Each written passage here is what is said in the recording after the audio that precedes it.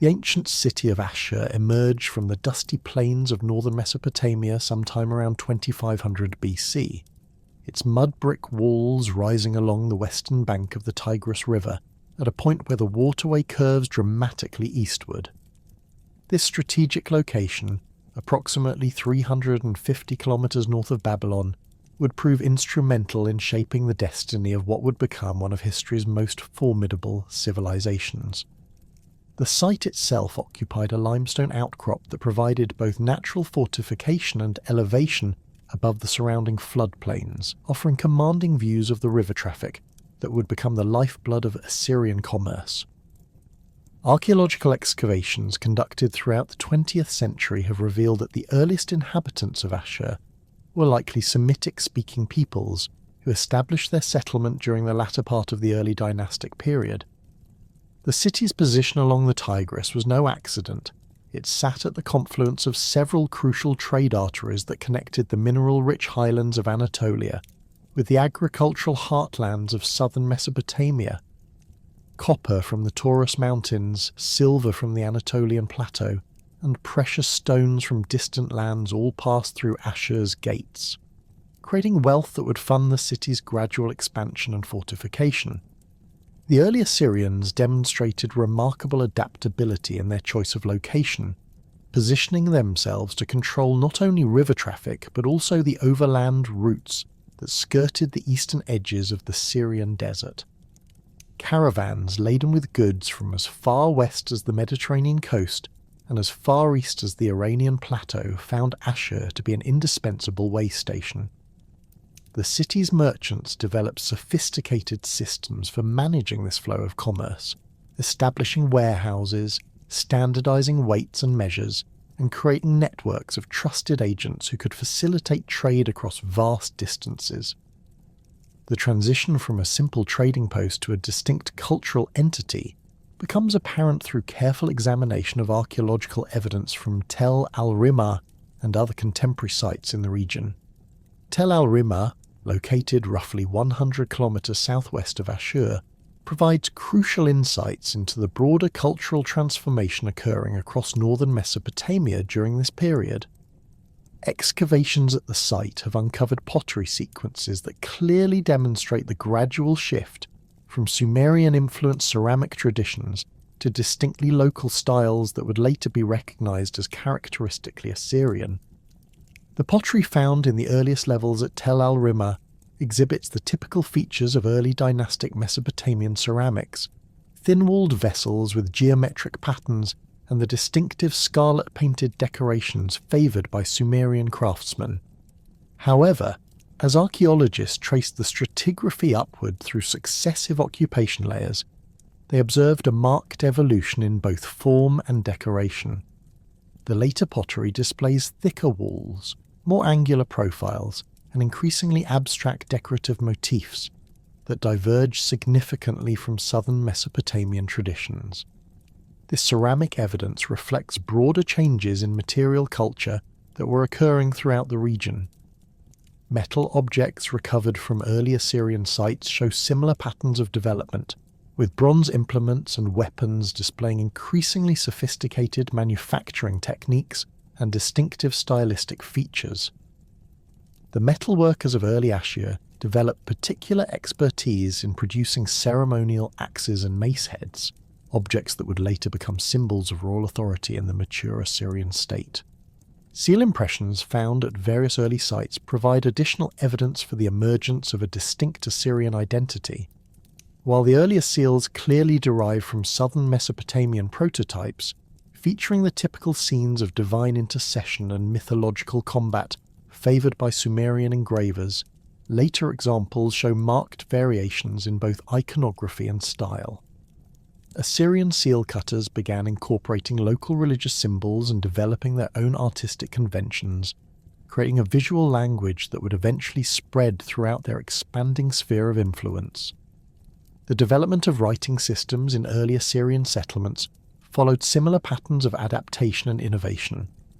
The cuneiform script, originally developed by the Sumerians for writing their agglutinative language, required significant modifications to accommodate the grammatical structures of Semitic languages like Akkadian and its northern dialects. Early Assyrian scribes faced the challenge of adapting a writing system designed for one linguistic family to express the complexities of their own Semitic tongue. The earliest written documents from Ashur, dating to approximately 2000 BC, demonstrate the sophisticated level of literacy that had developed among the city's administrative and merchant classes. These texts, primarily commercial records and legal documents, reveal a society that had moved well beyond simple bartering to embrace complex systems of credit, interest, and long-distance partnerships. The language of these documents shows clear dialectal differences from contemporary southern Mesopotamian Akkadian, indicating that the Assyrians were developing their own distinctive linguistic identity alongside their emerging cultural autonomy. Religious practices in early Assyrian society centered around the worship of the god Ashur, whose cult would eventually become the defining characteristic of Assyrian civilization. The deity Ashur appears to have originated as a local manifestation of divine authority, possibly developing from earlier Semitic storm gods or sky deities. Unlike the anthropomorphic gods of the Sumerian pantheon, Ashur was conceived primarily as an abstract divine principle embodying the collective identity and destiny of his people. The earliest temple dedicated to Ashur was constructed on the highest point of the city's limestone outcrop, a location that emphasized both the god's supremacy over the urban landscape and his role as guardian of the community. Archaeological evidence suggests that this original temple was a relatively modest structure, built according to the traditional Mesopotamian temple plan, with a central cellar surrounded by ancillary chambers for ritual activities and storage of sacred objects. The temple complex underwent numerous renovations and expansions throughout the early period, each building phase reflecting the growing prosperity and religious sophistication of the Assyrian community. Excavations have revealed foundation deposits containing votive objects, cylinder seals, and inscribed bricks that provide valuable insights into early Assyrian religious practices. These deposits indicate that the worship of Ashur incorporated elements borrowed from various Mesopotamian traditions while developing its own distinctive characteristics. The god Ashur's role in shaping Assyrian identity extended far beyond purely religious functions. Unlike other Mesopotamian city-states where political authority derived from divine kingship models inherited from Sumerian tradition, early Assyrian society developed a unique system in which the god Ashur himself was considered the true ruler of the city and its territories. Human leaders served merely as the deity's earthly representatives, a concept that would profoundly influence later Assyrian imperial ideology. This theological innovation had practical implications for early Assyrian governance and law. Legal documents from the period consistently invoke Ashur's authority as the ultimate source of justice and social order. Contracts, property deeds, and court records all conclude with formulas calling upon the god to punish those who violate their terms.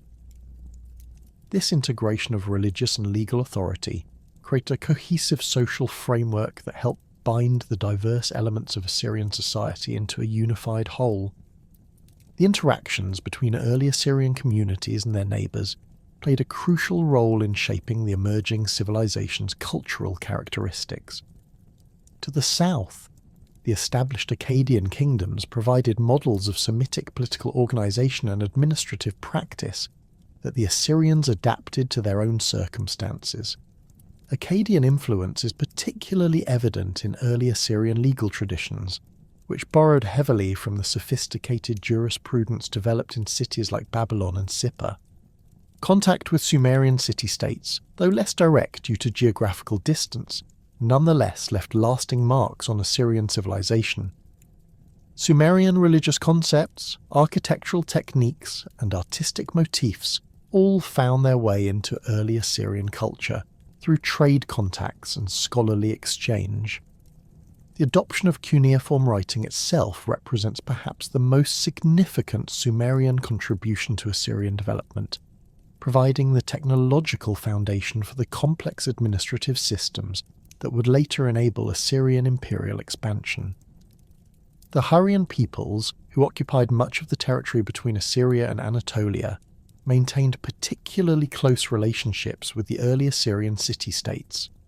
Hurrian influence appears most clearly in religious practices, where numerous Hurrian deities were incorporated into the expanding Assyrian pantheon.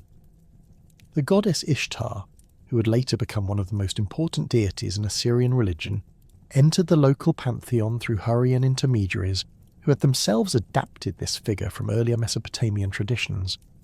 Hurrian contributions to early Assyrian culture extended beyond religion to encompass technological innovations, particularly in metallurgy and horse breeding. The Hurrians were among the first peoples to master the techniques of bronze working and horse domestication, skills that proved invaluable to their Assyrian neighbours.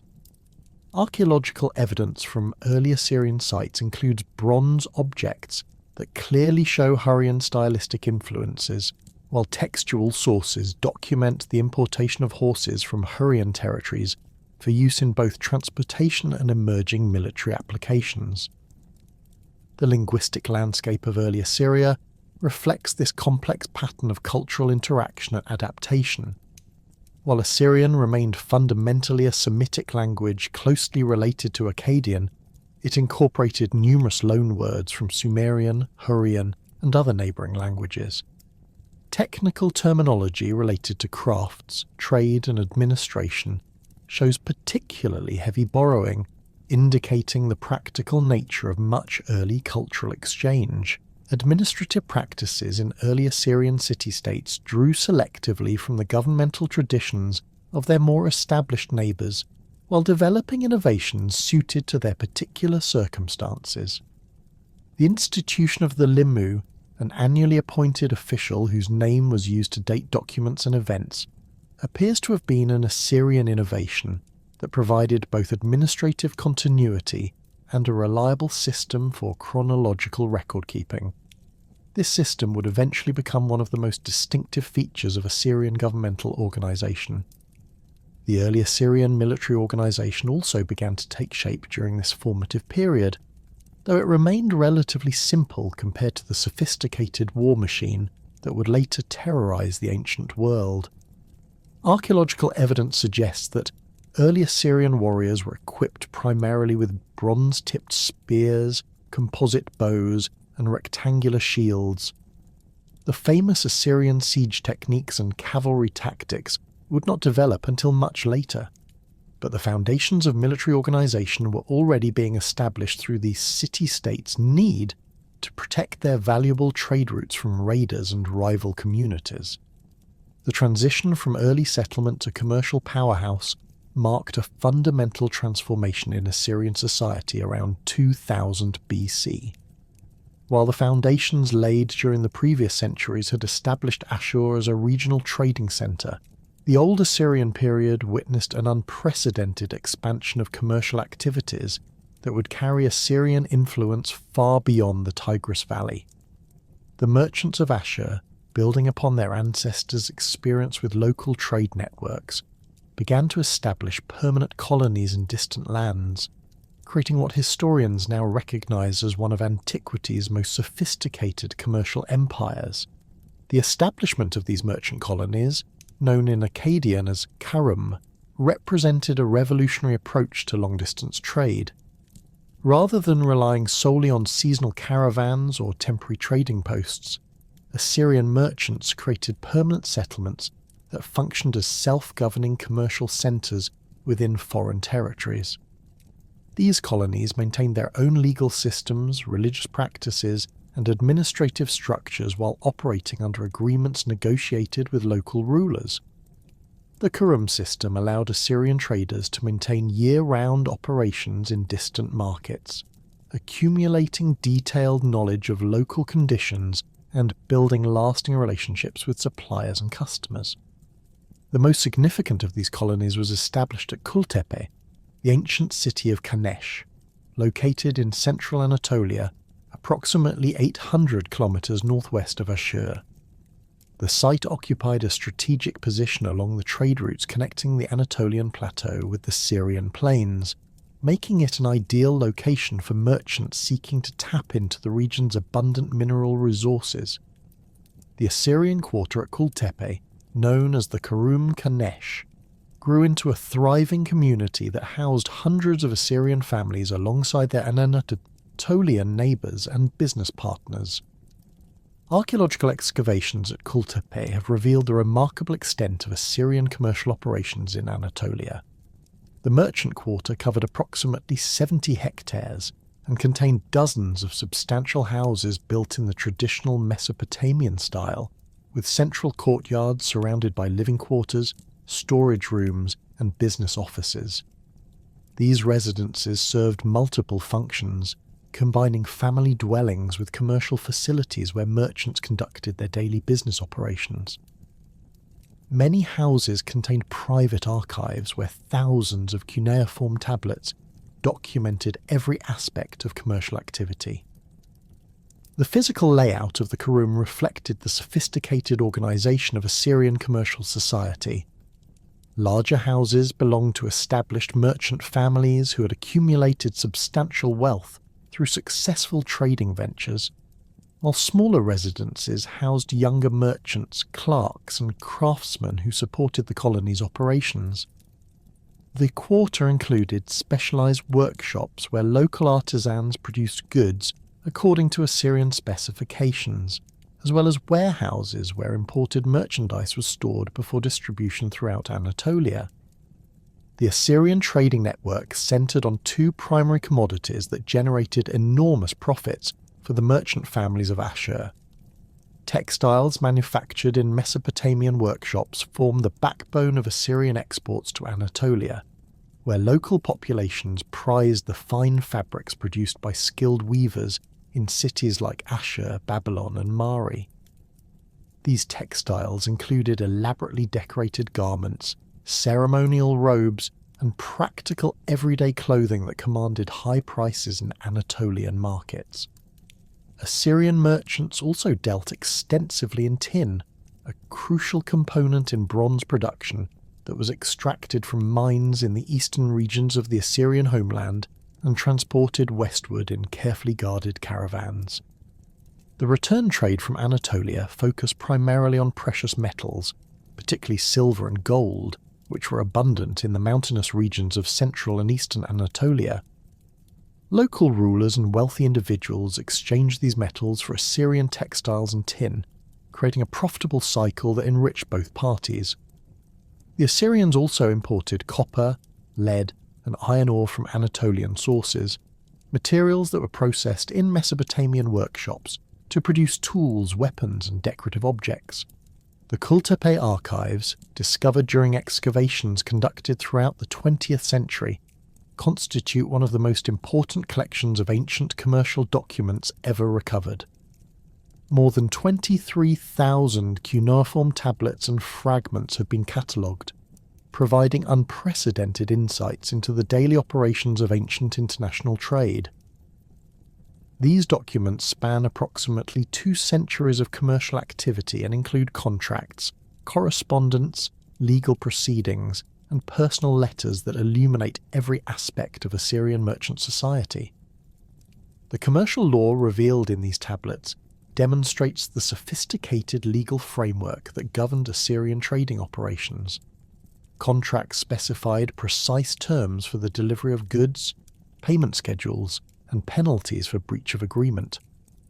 Partnership arrangements detailed the responsibilities of each party in joint ventures, including the division of profits and losses. Credit agreements established interest rates, collateral requirements, and procedures for debt collection. These legal instruments provided the stability and predictability necessary for long-distance commerce to flourish. The tablets also reveal complex family structures that supported commercial operations across vast distances. Merchant families typically maintained members in both Ashur and the Anatolian colonies, creating kinship networks that facilitated business communications and financial transfers. Fathers often established their sons in colonial trading posts, while retaining control of operations from the homeland. Brothers frequently formed partnerships that divided responsibilities between different markets or commodity specializations. Marriage alliances between merchant families created broader commercial networks that enhanced trading opportunities and reduced business risks. Women played significant roles in Assyrian commercial society, as evidenced by numerous tablets documenting their business activities. Merchant wives often managed household finances and supervised local trading operations, while their husbands travelled on business. Some women operated independent businesses, particularly in textile production and local retail trade. The archives contain correspondence between husbands and wives discussing business matters, family affairs and financial decisions, revealing the collaborative nature of merchant family enterprises. The long-distance communication systems documented in the Kultepe archives represent one of the most remarkable achievements of Old Assyrian civilization. Regular mail service connected Ashur with its Anatolian colonies, enabling merchants to coordinate their activities across hundreds of kilometres. Professional messengers carried sealed letters between trading centres, following established routes that minimised travel time and security risks. The correspondence reveals that letters typically took between 2 and 4 weeks to travel from Ashur to Kultepe, depending on weather conditions and political circumstances. These letters provide intimate glimpses into the personal lives of Assyrian merchants and their families. Husbands wrote to their wives about business prospects and family matters, while wives responded with news about children, household affairs, and local developments.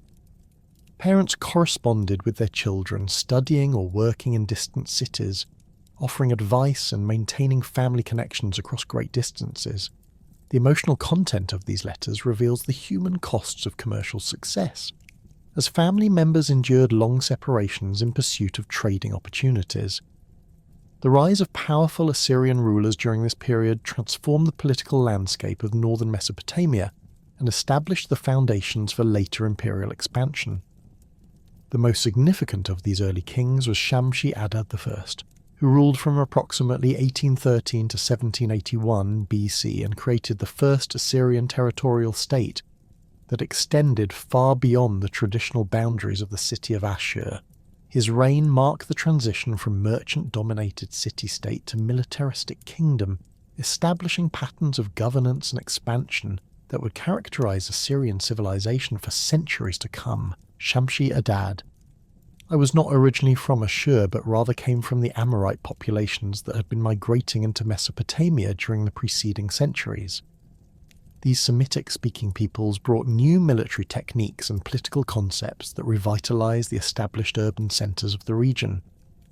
After gaining control of Ashur, Shamshi-Adad embarked on an ambitious campaign of territorial expansion that ultimately created an empire stretching from the Zagros Mountains in the east to the Mediterranean coast in the west.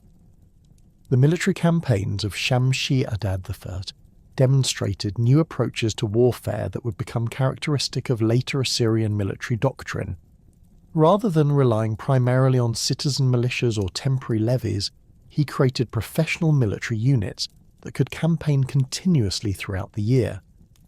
These forces included specialized infantry formations equipped with standardized weapons and armor, as well as mobile units that could respond rapidly to threats or opportunities across his expanding territories.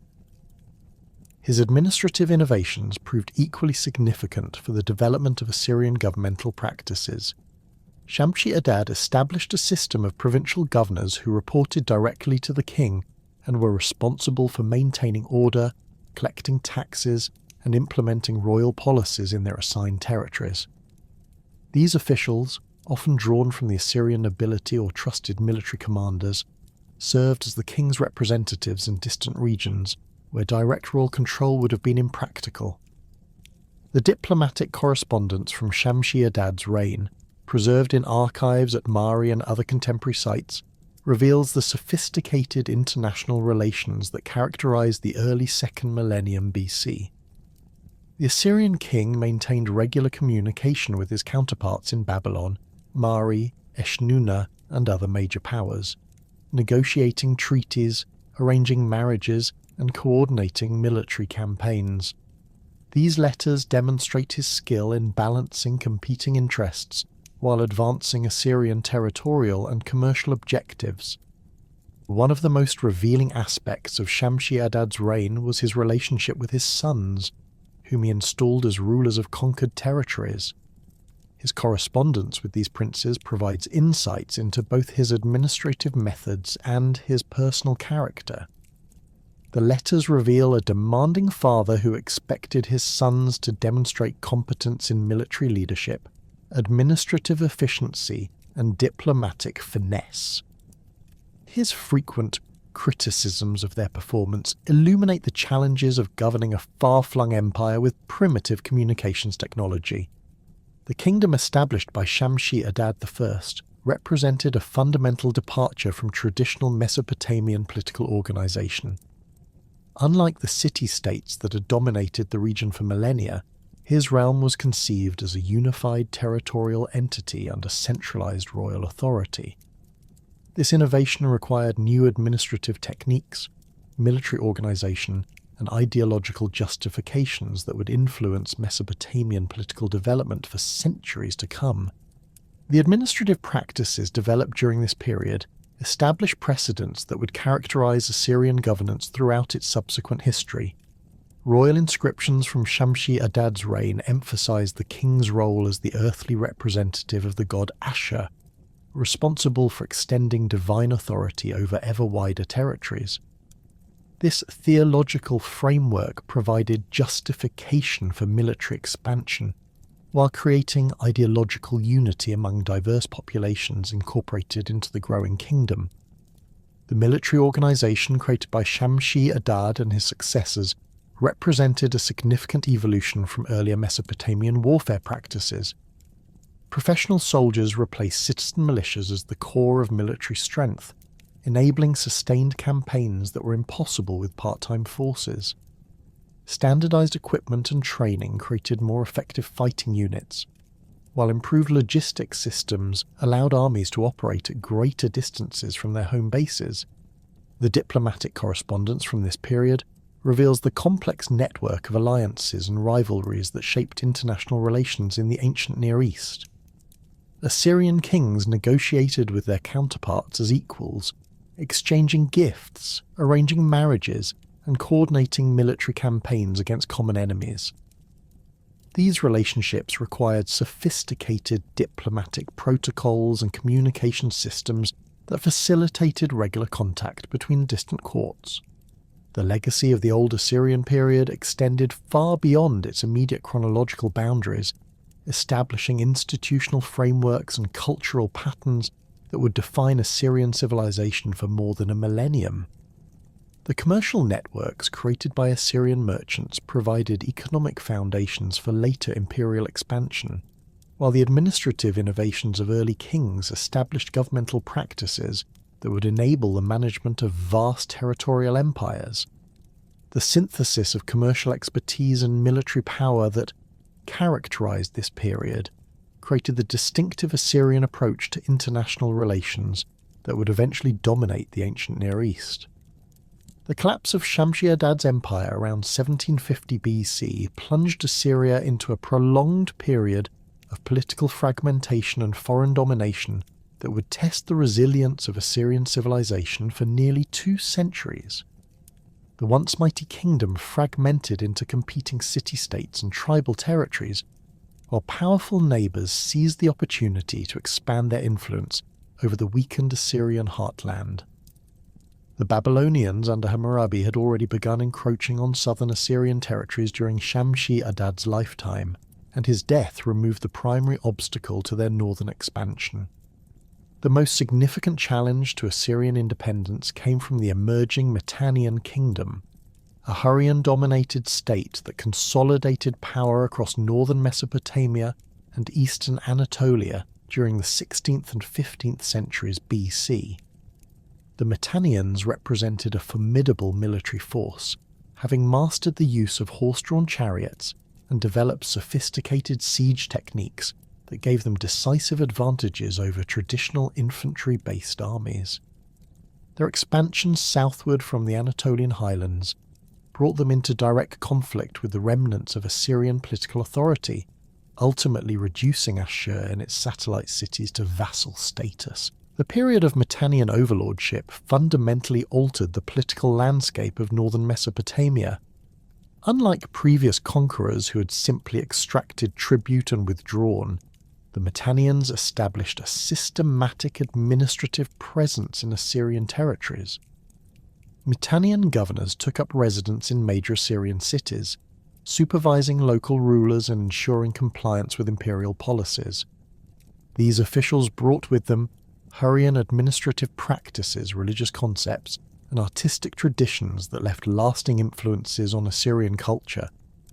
Despite their subordinate status, Assyrian rulers during this period demonstrated remarkable diplomatic skill in preserving their autonomy under foreign overlordship. Rather than attempting futile resistance against superior military forces, they adopted strategies of accommodation and gradual strengthening that would eventually enable their resurgence. Local rulers maintained the traditional institutions of Assyrian governance while carefully avoiding actions that might provoke Mitannian intervention. They continued to appoint Limut officials, conduct religious ceremonies in honor of Ashur, and administer justice according to Assyrian legal traditions. The most successful of these survival strategies involved the cultivation of personal relationships with Mitannian officials in the royal court at Washukani. Assyrian princes and nobles frequently travelled to the Mitannian capital, where they served in ceremonial positions and participated in court rituals.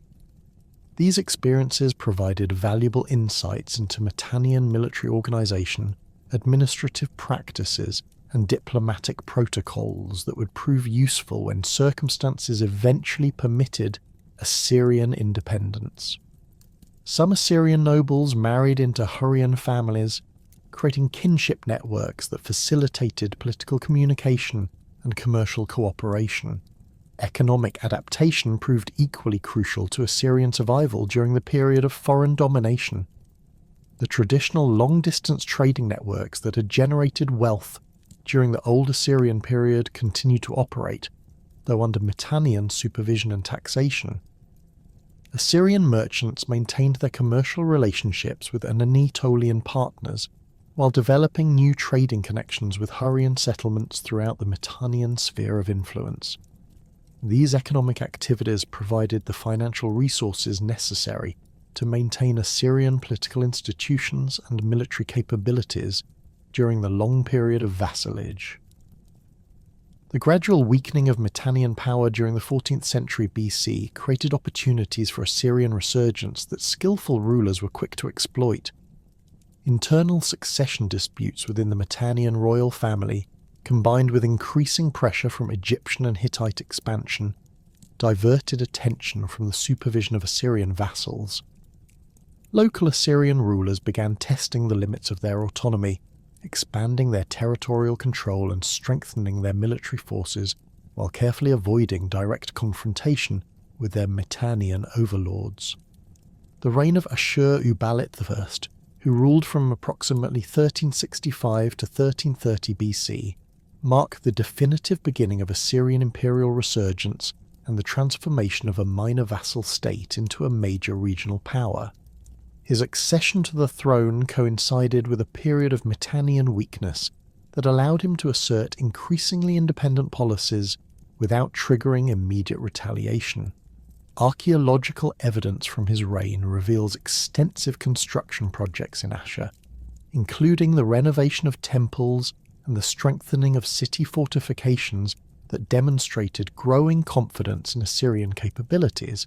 The military reforms implemented by Ashur-uballit I laid the foundation for all subsequent Assyrian military success. Drawing upon lessons learned during the period of Mitannian domination, he reorganized the Assyrian army according to new tactical principles that emphasized mobility, coordination, and technological innovation. The traditional infantry formations were supplemented with chariot units, modeled on Mitannian prototypes, but adapted to Assyrian strategic requirements. These vehicles, constructed with lighter frames and equipped with composite bows, provided rapid striking power that could exploit weaknesses in enemy formations. More significantly, Ashurbanipal began the systematic development of siege warfare techniques that would become the hallmark of Assyrian military doctrine. Previous Mesopotamian armies had generally avoided prolonged sieges, preferring to defeat enemies in open battle or force their submission through economic blockade. The Assyrians, however, developed specialized equipment and tactics for reducing fortified positions, including portable siege towers, battering rams, and undermining techniques that could breach the strongest defensive walls. The adoption of iron weapons during Ashurbanipal's reign provided Assyrian forces with technological advantages that proved decisive in their conflicts with bronze-equipped enemies. Iron ore was readily available in the mountainous regions east of Assyria, and local metalworkers had developed the sophisticated smelting and forging techniques necessary to produce high-quality weapons and tools. Iron swords and spearheads were harder and more durable than bronze equivalents, while iron-tipped arrows could penetrate armour that deflected bronze projectiles. The territorial expansion that began under Ashurbanipal followed carefully planned strategies that maximised Assyrian advantages while minimising the risks of overextension. Rather than attempting to conquer vast territories through rapid campaigns, Assyrian forces focused on securing strategic positions that controlled important trade routes and communication networks. River crossings, mountain passes, and fortified cities received priority attention, as their capture could effectively isolate enemy territories and disrupt their ability to coordinate resistance. The first major test of these new military capabilities came through conflicts with Babylonia, whose rulers had maintained nominal suzerainty over southern Assyrian territories since the time of Hammurabi.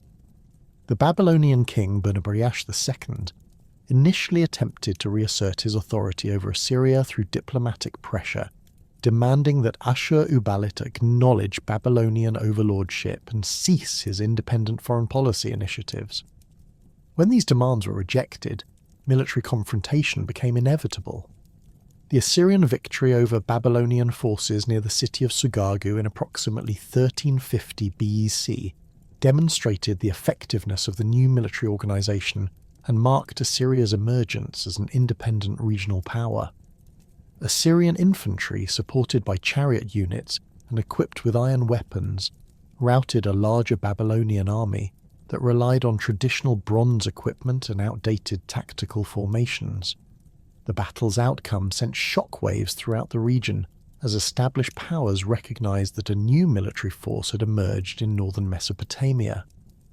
Following this initial success, Ashurbanipal expanded Assyrian control southward along the Tigris Valley, capturing cities that had been under Babylonian influence for centuries. These conquests were consolidated through the establishment of Assyrian garrisons and the appointment of loyal governors who implemented standardized administrative practices throughout the expanding kingdom.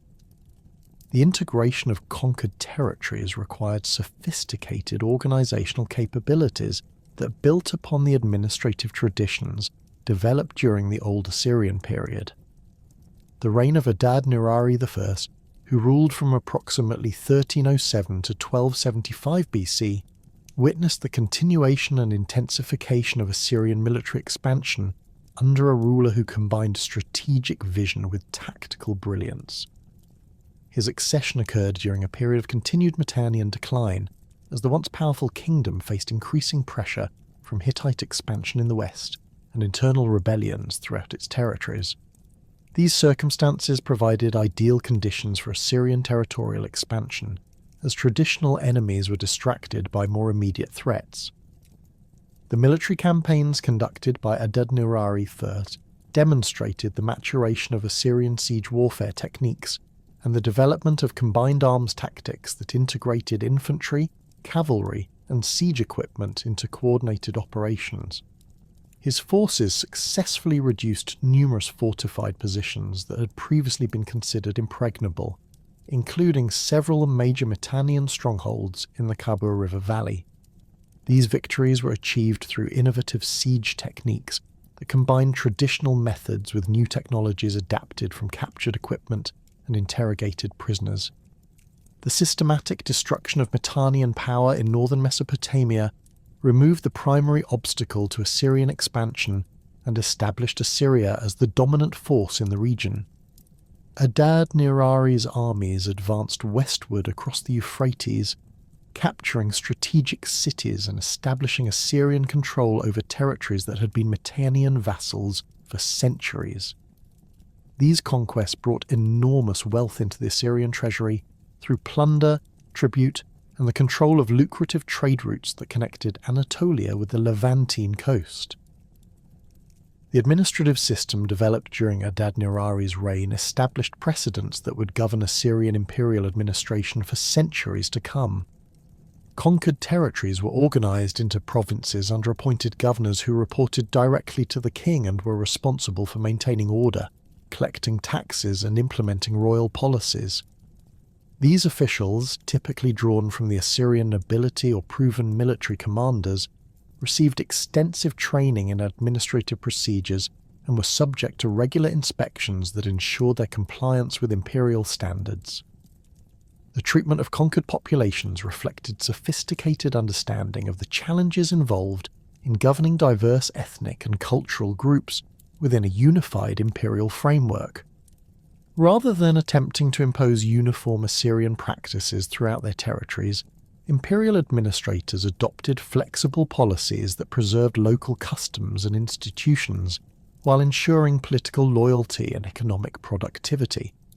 Local rulers who submitted voluntarily were often permitted to retain their positions under Assyrian supervision, while those who resisted faced deportation or execution. Shalmaneser I, who ruled from approximately 1274 to 1245 BC, inherited an expanding kingdom and continued the aggressive military policies that had characterized his predecessors' reigns. His campaigns extended Assyrian control further westward into Syria and southward into Babylonian territories, while also securing the kingdom's eastern frontiers against threats from the Zagros Mountains. The military machine that he commanded had evolved into one of the most effective fighting forces in the ancient world, combining technological superiority with tactical innovation and strategic planning. The siege of Carchemish during Shalmaneser's reign demonstrated the advanced state of Assyrian military engineering and the systematic approach that characterized their reduction of fortified positions. The city, located on the Euphrates at a crucial crossing point between Anatolia and Syria, had been fortified with massive walls and towers that seemed to defy conventional assault. Assyrian engineers constructed elaborate siege works that included movable towers taller than the city's walls, battering rams protected by armoured housings, and tunnelling operations that undermined key defensive positions. The successful capture of Carchemish after a prolonged siege established Assyrian control over one of the most important strategic positions in northern Syria and demonstrated to potential enemies the futility of relying solely on passive defensive measures. The city's fall was followed by the systematic destruction of its fortifications and the deportation of significant portions of its population to other parts of the Assyrian Empire, a practice that would become standard procedure in later imperial expansion.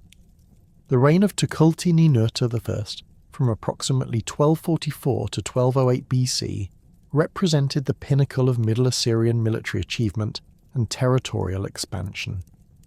His campaigns extended Assyrian power to its greatest extent during this period, reaching from the Iranian plateau in the east to the Mediterranean coast in the west, and from the Anatolian highlands in the north to central Babylonia in the south.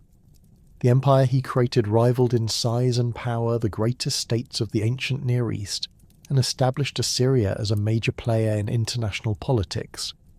The most spectacular achievement of Tukulti-Ninurta's reign was his conquest of Babylon itself, an unprecedented feat that shocked the ancient world and demonstrated the complete transformation of Assyrian military capabilities. The capture of the most prestigious city in Mesopotamia required not only military skill but also sophisticated logistical planning and diplomatic preparation. Assyrian forces had to maintain supply lines across hundreds of kilometers while conducting complex siege operations against one of the world's most heavily fortified cities. The administrative challenges posed by governing such vast territories required further innovations in imperial organization and communication systems.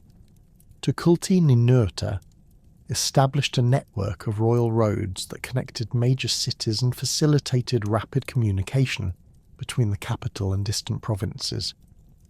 Professional messengers carried official correspondence along these routes, while relay stations provided fresh horses and supplies for urgent dispatches. This communication network enabled centralized control over territories that would have been ungovernable with primitive transportation technology. The development of standardized administrative procedures throughout the empire reflected the sophisticated bureaucratic capabilities that devolved from the commercial expertise of the Old Assyrian period. Provincial governors received detailed instructions regarding taxation, legal administration, military recruitment, and public works projects. Regular reports documented local conditions and imperial compliance, while inspection tours by royal officials ensured that provincial administration met imperial standards. The ironworking technology that had provided initial military advantages continued to evolve throughout the Middle Assyrian period, with improvements in smelting techniques and weapon design that maintained Assyrian technological superiority over their enemies. Specialized workshops in major cities produced standardized weapons and armor for military units, while captured metal workers were relocated to Assyrian territories where they could contribute their skills to imperial production. The systematic exploitation of iron ore deposits in the Zagros Mountains provided the raw materials necessary to equip the expanding armies that secured Assyrian territorial gains. The death of Tukulti-Ninurta, versed around 1208 BC, marked the beginning of one of the most challenging periods in Assyrian history, as the mighty empire he had forged began to fragment under the combined pressures of internal succession disputes and external invasions. The late Bronze Age collapse that devastated civilizations throughout the eastern Mediterranean during the 12th and 11th centuries BC struck Assyria with particular severity, threatening to undo centuries of territorial expansion and institutional development. The mysterious sea peoples, whose origins remain debated among scholars, disrupted trade networks and political stability throughout the region, while massive population movements displaced established communities and created new centres of power that challenged traditional political arrangements. The most immediate threat to Assyrian survival came from the Aramean migrations that swept across northern Mesopotamia during this period of upheaval. These Semitic-speaking nomadic peoples, driven from their traditional grazing lands by climate change and population pressure, moved in vast tribal confederations that overwhelmed the defensive capabilities of settled communities. Unlike previous nomadic incursions that had been limited in scope and duration, the Aramean migrations represented a fundamental demographic shift that permanently altered the ethnic composition of Syria and northern Mesopotamia. Tiglath-Pileser I, who ascended to the Assyrian throne around 1115 BC, confronted challenges that would have destroyed a less resilient civilization. The kingdom he inherited bore little resemblance to the mighty empire of his predecessors, having been reduced to a core territory around Ashur and a handful of loyal cities along the middle Tigris. Aramean tribes had established themselves throughout former Assyrian territories, while Babylonian forces had reclaimed much of southern Mesopotamia. The traditional trade routes that had provided economic foundations for Assyrian power lay disrupted by constant warfare and political instability. The military situation facing Tiglath-Pileser required immediate attention, as Aramean raiders penetrated deep into the Assyrian heartland with increasing frequency and boldness. These tribal warriors employed hit-and-run tactics that exploited their superior mobility and knowledge of local terrain, avoiding direct confrontation with Assyrian forces while systematically destroying agricultural settlements and disrupting economic activities. Traditional Assyrian military doctrine, designed for territorial conquest and siege warfare, proved inadequate against enemies who refused to defend fixed positions or engage in conventional battles. Tiglath-Pileser's response to these challenges demonstrated remarkable adaptability and strategic insight. Rather than attempting to restore the full territorial extent of the Middle Assyrian Empire, he focused on securing the core regions necessary for long-term survival while developing new military techniques suited to the changed strategic environment. His forces adopted lighter equipment and more flexible formations that could match Aramean mobility, while maintaining the disciplined coordination that had traditionally distinguished Assyrian armies from their enemies. The king's military reforms included the systematic recruitment of auxiliary forces from allied tribes and conquered populations, creating composite armies that combined Assyrian organizational skills with diverse tactical capabilities. Aramean horsemen provided scouting and pursuit capabilities that traditional Assyrian forces lacked, while mountain peoples contributed specialized knowledge of guerrilla warfare techniques. These innovations required modifications to existing command structures and communication systems, as diverse ethnic groups needed coordination without losing their distinctive tactical advantages.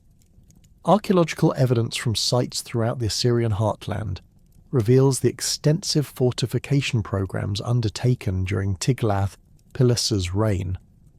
Existing cities received strengthened walls and improved defensive works, while new fortified positions were established at strategic locations along major invasion routes. These defensive installations incorporated lessons learned from recent Aramean attacks, featuring multiple defensive lines, protected water supplies and storage facilities that could sustain prolonged sieges. The construction techniques employed in these fortifications reflected technological innovations that would characterize later Assyrian military engineering. Walls were built with carefully fitted stone foundations supporting mud brick superstructures, creating defensive barriers that could withstand both siege engines and natural weathering. Defensive towers incorporated multiple levels for archers and siege equipment operators, while gates were protected by complex approach systems that channeled attackers into killing zones where defenders held decisive advantages. Tiglath-Pileser's campaigns against the Aramean tribes established precedents for dealing with nomadic enemies that would influence Assyrian military doctrine for centuries. Rather than attempting to occupy tribal territories permanently, Assyrian forces focused on disrupting tribal unity and destroying their economic foundations. Livestock herds were captured or scattered, water sources were poisoned or fortified, and tribal leaders were either eliminated or forced into submission through systematic pressure on their followers. The integration of iron weapons technology accelerated dramatically during this period of military innovation. Assyrian metalworkers, building upon techniques developed during the Middle Assyrian period, achieved new levels of sophistication in iron production and weapon manufacturing. Specialized workshops produced standardized spear points, sword blades, and arrowheads that provided Assyrian forces with decisive advantages over enemies still relying primarily on bronze equipment. The development of cavalry units during Tiglath-Pileser's reign represented a revolutionary departure from traditional Mesopotamian military organization. Previous armies had employed horses primarily for pulling chariots, but the new tactical environment required more flexible, mounted forces capable of independent operations. Assyrian cavalry initially consisted of light horsemen equipped with composite bows and javelins. Designed for reconnaissance and harassment rather than direct combat, these units proved invaluable for countering Aramean mobility advantages and extending Assyrian operational reach across difficult terrain. The administrative challenges posed by governing during this period of instability required significant modifications to existing governmental structures. Provincial administration had to accommodate the reality of contested territories and unreliable communications, while maintaining enough central control to coordinate military operations and resource allocation.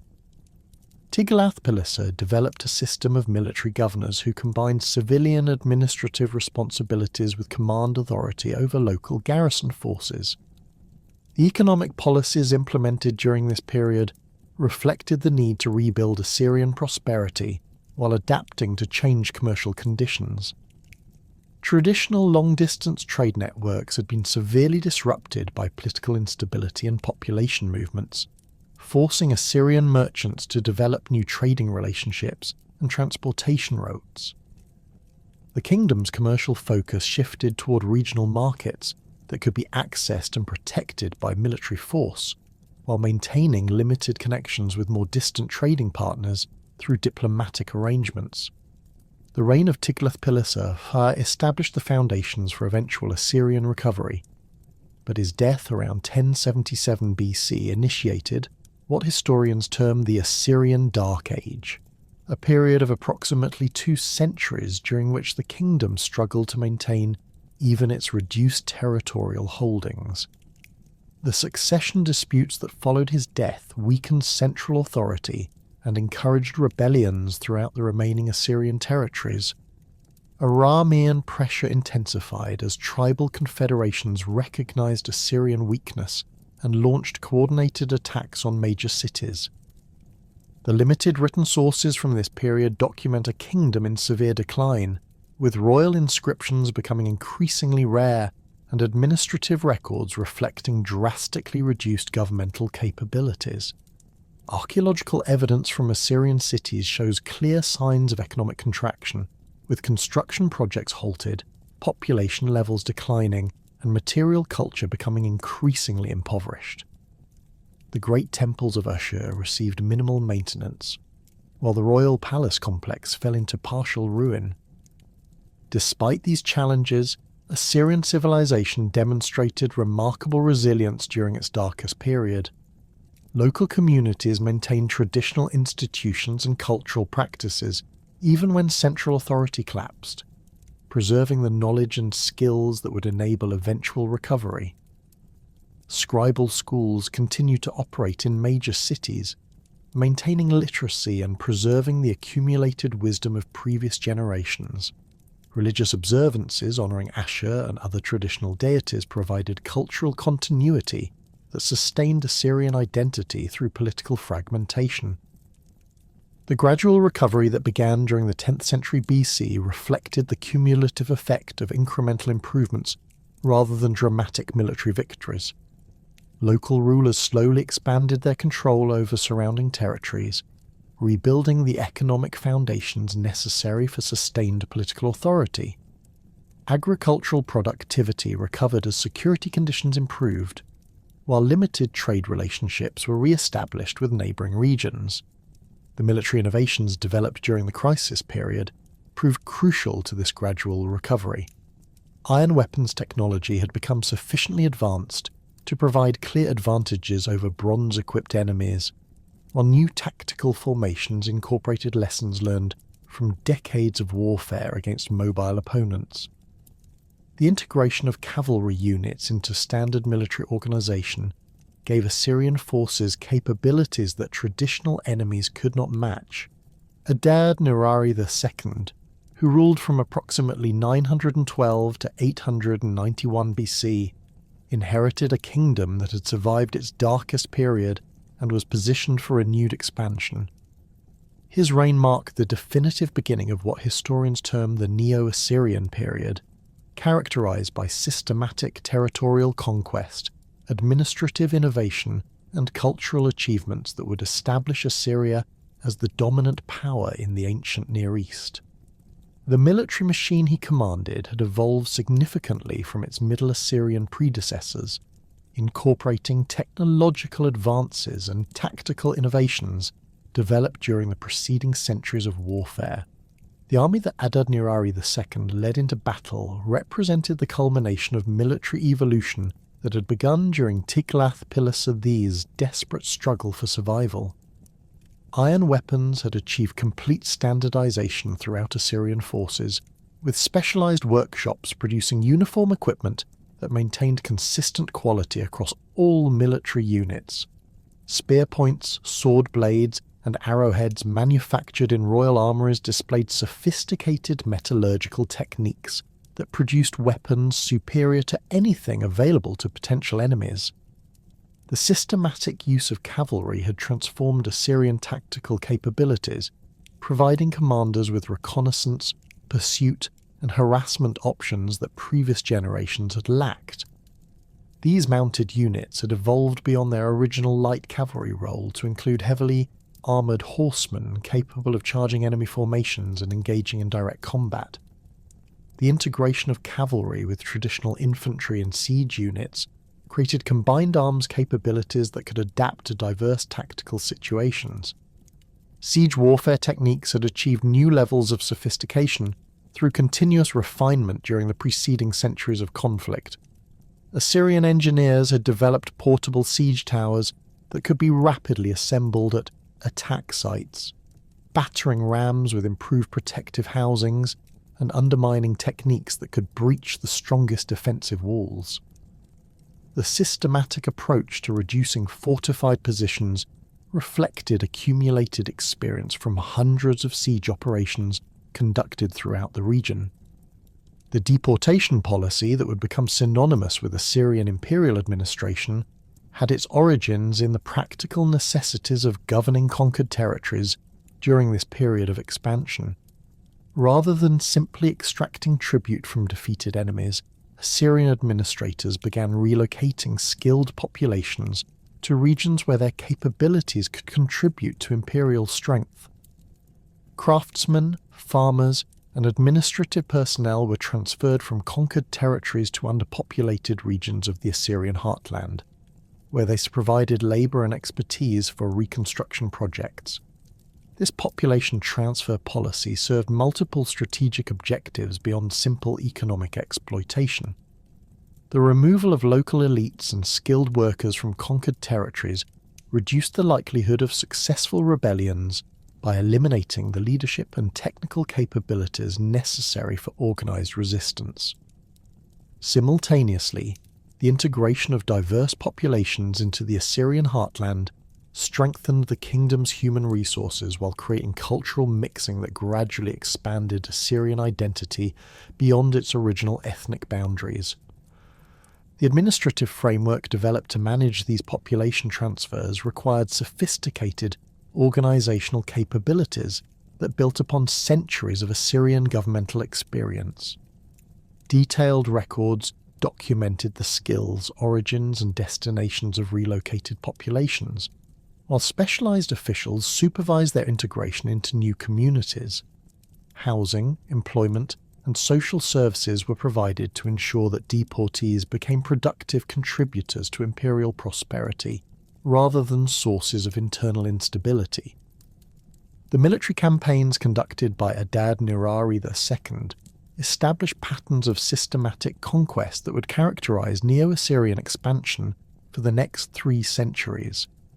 Rather than seeking rapid territorial gains through dramatic victories, Assyrian forces focused on methodical reduction of enemy strongholds and the establishment of permanent control over strategic regions. Each campaign built upon previous successes, creating expanding zones of Assyrian authority that could support further military operations. The accession of Ashurbanipal II to the Assyrian throne in 883 BC marked the beginning of an era that would witness the transformation of Assyria from a regional power into the undisputed master of Mesopotamia and beyond. The king who inherited the throne possessed not only the military machine forged by his predecessors, but also an unprecedented understanding of how to combine brute force with sophisticated administrative control to create lasting imperial dominance. His reign would establish the template for Neo-Assyrian imperial expansion, combining systematic military conquest with psychological warfare, administrative genius, and architectural propaganda that proclaimed Assyrian supremacy to both subjects and enemies. The military campaigns that defined Ashurbanipal's reign began almost immediately after his coronation, targeting the mountainous regions east of Assyria, where numerous small kingdoms and tribal confederations had maintained their independence during the preceding centuries of Assyrian weakness. These initial expeditions served multiple purposes beyond simple territorial expansion, providing opportunities to test the effectiveness of military reforms while demonstrating to potential enemies throughout the region that the new king possessed both the capability and determination to enforce Assyrian authority wherever it was challenged. The siege of Suru, a fortified city in the Zagros foothills that had refused to acknowledge Assyrian suzerainty, demonstrated the lethal efficiency of the military machine that Ashurbanipal commanded. Assyrian forces surrounded the city with a systematic precision that reflected decades of experience in siege warfare, establishing multiple camps that controlled all approaches, while engineers began constructing the specialized equipment necessary for reducing the fortifications. Massive siege towers, built from timber harvested in the surrounding forests, rose higher than the city's defensive walls, providing platforms for archers and siege engines that could rain destruction down upon the defenders. The battering rams employed during the siege incorporated technological innovations that made them far more effective than their predecessors. These massive bronze-headed devices were mounted on wheeled platforms protected by leather and metal housings that deflected arrows and stones hurled by desperate defenders. Teams of soldiers operated these weapons in coordinated shifts, maintaining continuous pressure against selected points on the defensive walls, while other units prepared to exploit any breach that might develop. The systematic nature of these operations reflected the professional training and discipline that distinguished Assyrian forces from the irregular militias that defended most fortified positions. When the walls of Suru finally collapsed after weeks of relentless assault, the treatment of the city's population established precedents for Assyrian conquest policy that would terrorize enemies throughout the region. Rather than simply accepting the submission of the surviving defenders, Ashurbanipal ordered the systematic execution of the city's leadership and the deportation of skilled craftsmen and agricultural workers to other parts of the growing empire. The remaining population was subjected to brutal punishments designed to serve as warnings to other communities that might consider resistance to Assyrian authority. The royal inscriptions that documented these events describe in graphic detail the fate of those who dared oppose Assyrian expansion. City officials were flayed alive, their skins displayed on the walls as warnings to future rebels. Military commanders were impaled on stakes erected around the ruined city, while common soldiers faced mass execution or enslavement. These descriptions were not mere royal boasting, but carefully crafted psychological warfare designed to spread terror throughout regions targeted for conquest, encouraging voluntary submission rather than costly military resistance. The administrative genius that accompanied Ashurbanipal's military conquests proved equally important to the creation of lasting imperial control. Unlike previous conquerors who had been content to extract tribute and withdraw, the Assyrians developed sophisticated systems for integrating conquered territories into a unified imperial structure that could generate sustained economic and military benefits. Provincial governors appointed from the Assyrian nobility or proven military commanders established administrative centers in major cities, implementing standardized legal codes, taxation systems, and communication networks that connected distant territories to the imperial capital. The construction of Kalhu, known today as Nimrud, represented the most spectacular achievement of Ashurbanipal's reign, and demonstrated the unprecedented wealth and organizational capabilities the successful conquest had generated. Located approximately 30 kilometers south of the ancient capital at Ashur, the new city occupied a strategic position along the Tigris River that provided excellent defensive advantages while facilitating communication with all parts of the expanding empire.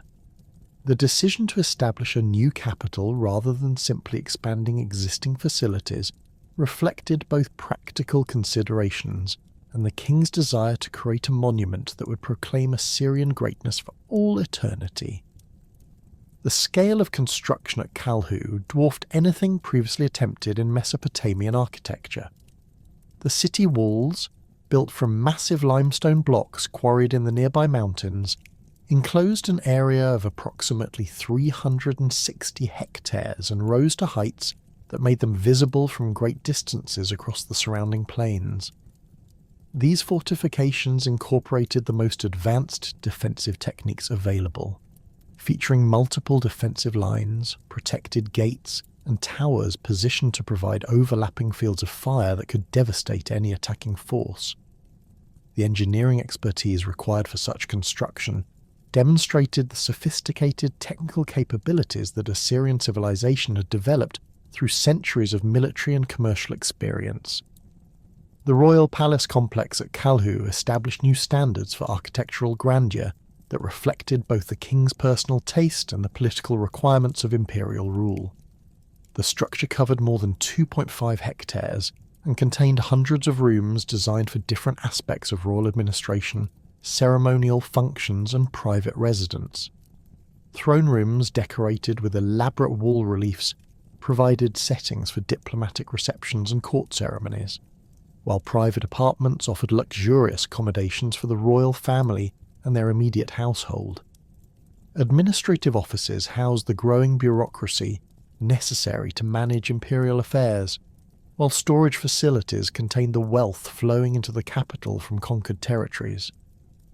The artistic program that decorated the palace walls represented a revolutionary development in Mesopotamian art, combining traditional religious themes with unprecedented celebrations of royal military achievement. Stone relief panels carved by skilled artisans depicted scenes from Ashurbanipal's campaigns in minute detail, showing Assyrian forces storming enemy cities, executing captured rebels, and receiving the submission of defeated rulers. These images served multiple purposes beyond simple decoration, providing visual narratives that proclaimed imperial power while offering detailed documentation of military techniques and equipment for the instruction of future generations. The psychological impact of these artistic displays extended far beyond their immediate aesthetic effect. Foreign ambassadors and provincial governors who visited the palace encountered room after room of carved scenes depicting the fate of those who opposed Assyrian authority, creating powerful impressions that influenced their subsequent behavior and policy recommendations. The systematic nature of this artistic propaganda reflected sophisticated understanding of how visual imagery could reinforce political messages and create lasting psychological effects that supported imperial control. The development of standardized artistic conventions during this period established iconographic traditions that would characterize Assyrian royal art for centuries. Kings were consistently depicted as larger than other figures, emphasizing their superior status and divine authority. Military scenes followed established compositional formulas that highlighted Assyrian technological advantages and tactical superiority. Religious imagery incorporated the god Ashur as the ultimate source of royal authority, creating theological justifications for imperial expansion that resonated with both Assyrian and foreign audiences. The administrative systems developed to manage the growing empire required innovations in communication, record-keeping and personnel management that built upon earlier Assyrian governmental traditions while adapting to the unprecedented scale of territorial control. Royal messengers carried official correspondence along established routes that connected the capital with provincial centres throughout the empire, while relay stations provided fresh horses and supplies that enabled rapid communication across vast distances. The standardization of administrative procedures ensured that provincial officials implemented consistent policies regardless of local conditions or cultural differences. The tribute system that emerged during Ashurbanipal's reign provided the economic foundation for continued military expansion while demonstrating Assyrian power to subject populations throughout the empire. Annual tribute payments from conquered territories included precious metals, luxury goods, raw materials, and skilled personnel that enriched the imperial treasury while depriving potential enemies of resources that might support rebellion. The systematic collection and transportation of these payments required sophisticated logistical capabilities that employed thousands of officials, guards, and transport workers throughout the empire. The reign of Shalmaneser III, who succeeded his father Ashur-Nasirpal II in 858 BC, witnessed the continuation and intensification of Assyrian expansion under a ruler whose military campaigns would extend imperial control further than any previous monarch. The kingdom he inherited possessed unprecedented military capabilities, administrative sophistication, and economic resources that enabled sustained operations across multiple theatres simultaneously. His 35-year reign would be characterized by almost constant warfare, as Assyrian forces pushed westward into Syria and the Levant, northward into Anatolia, and eastward into the Iranian highlands. The western campaigns that dominated the early years of Shalmaneser's reign brought Assyrian forces into direct confrontation with a coalition of Syrian and Palestinian kingdoms that recognized the existential threat posed by continued imperial expansion. The most powerful member of this alliance was Damascus, whose king Hadadezer commanded significant military resources and occupied strategic territories that controlled crucial trade routes between Mesopotamia and the Mediterranean coast. The systematic reduction of this coalition required military operations on a scale that dwarfed previous Assyrian campaigns, involving multiple army groups operating in coordinated fashion across hundreds of kilometers of contested territory. The Battle of Karkar in 853 BC represented the largest military engagement of Shalmaneser's reign, and demonstrated both the impressive scale of Assyrian military capabilities and the desperate determination of their enemies to halt imperial expansion. The coalition assembled to oppose Assyrian advance included forces from Damascus, Israel, Hamath, and numerous smaller kingdoms throughout Syria and Palestine, creating an army that contemporary sources claim numbered more than 60,000 warriors. This unprecedented concentration of military power reflected the recognition among Western rulers that individual resistance to Assyrian expansion had proven futile, requiring coordinated action by all threatened parties.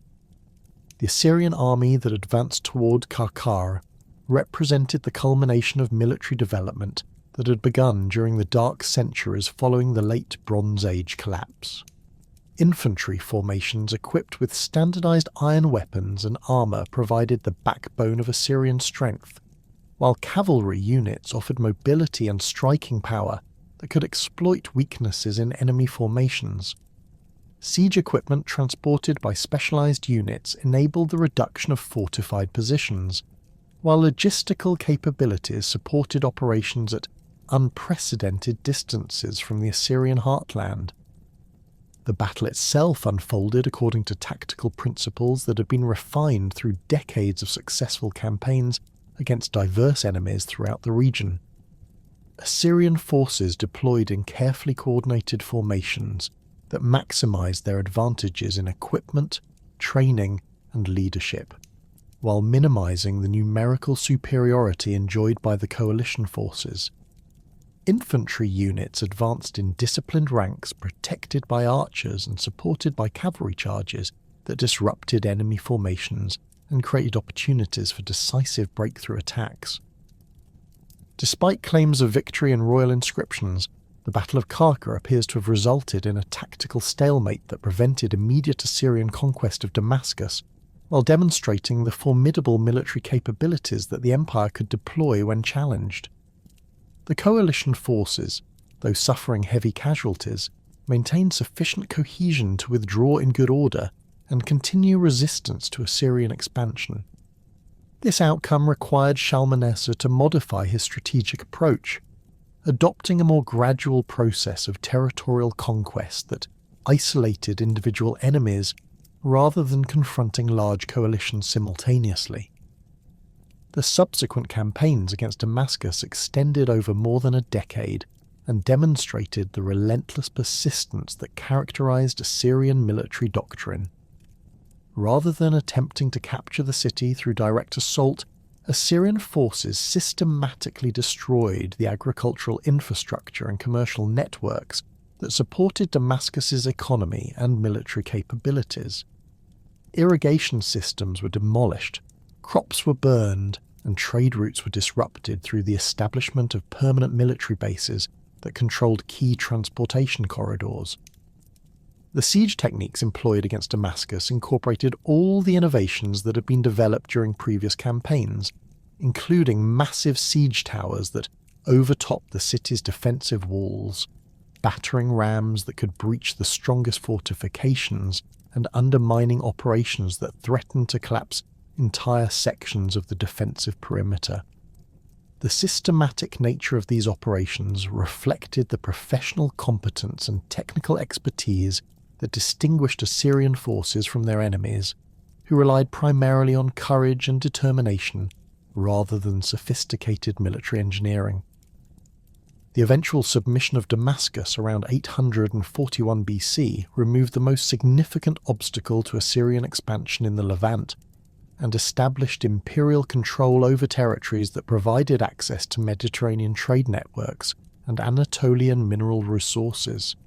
The integration of these conquered territories into the imperial administrative system required modifications to existing governmental structures, as the cultural diversity and geographical extent of the empire exceeded anything previously attempted in Mesopotamian history. The northern campaigns conducted simultaneously with the western expansion brought Assyrian forces into contact with the kingdom of Urartu, a powerful state centered in the Armenian highlands that controlled important mineral resources and trade routes connecting Anatolia with the Iranian plateau. The Urartians possessed military capabilities that rivaled those of Assyria, including sophisticated metallurgical techniques, advanced fortification systems, and cavalry forces that could operate effectively in the mountainous terrain of their homeland.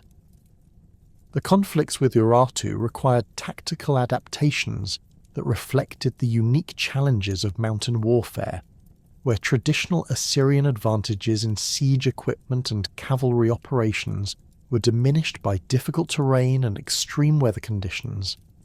Assyrian forces had to develop new logistical capabilities for maintaining supply lines across high mountain passes, while adapting their equipment and tactics to conditions that differed dramatically from the river valleys and plains where they had achieved their greatest successes. The artistic propaganda that emerged during Shalmaneser's reign reflected the unprecedented scale and diversity of imperial military operations, with palace reliefs depicting campaigns in exotic locations against enemies equipped with unfamiliar weapons and employing strange tactical formations. These visual narratives served educational purposes for military commanders, while providing impressive displays of imperial power for diplomatic audiences. The systematic documentation of military techniques, equipment, and geographical features provided valuable intelligence for future campaigns, while creating artistic traditions that would influence Mesopotamian art for centuries. The road networks constructed to support military operations and administrative control represented one of the most significant achievements of Shalmaneser's reign, creating communication systems that enabled centralized control over territories extending from the Iranian plateau to the Mediterranean coast. These roads followed carefully surveyed routes that minimized travel time while providing defensive advantages through the strategic positioning of fortified way stations and supply depots. The engineering expertise required for such construction demonstrated the sophisticated technical capabilities that Assyrian civilization had developed through centuries of military and commercial experience. The death of Shalmaneser III in 824 BC had initiated a period of internal strife and territorial contraction that lasted nearly 8 decades, as succession disputes weakened central authority and enabled provincial rebellions throughout the Assyrian Empire.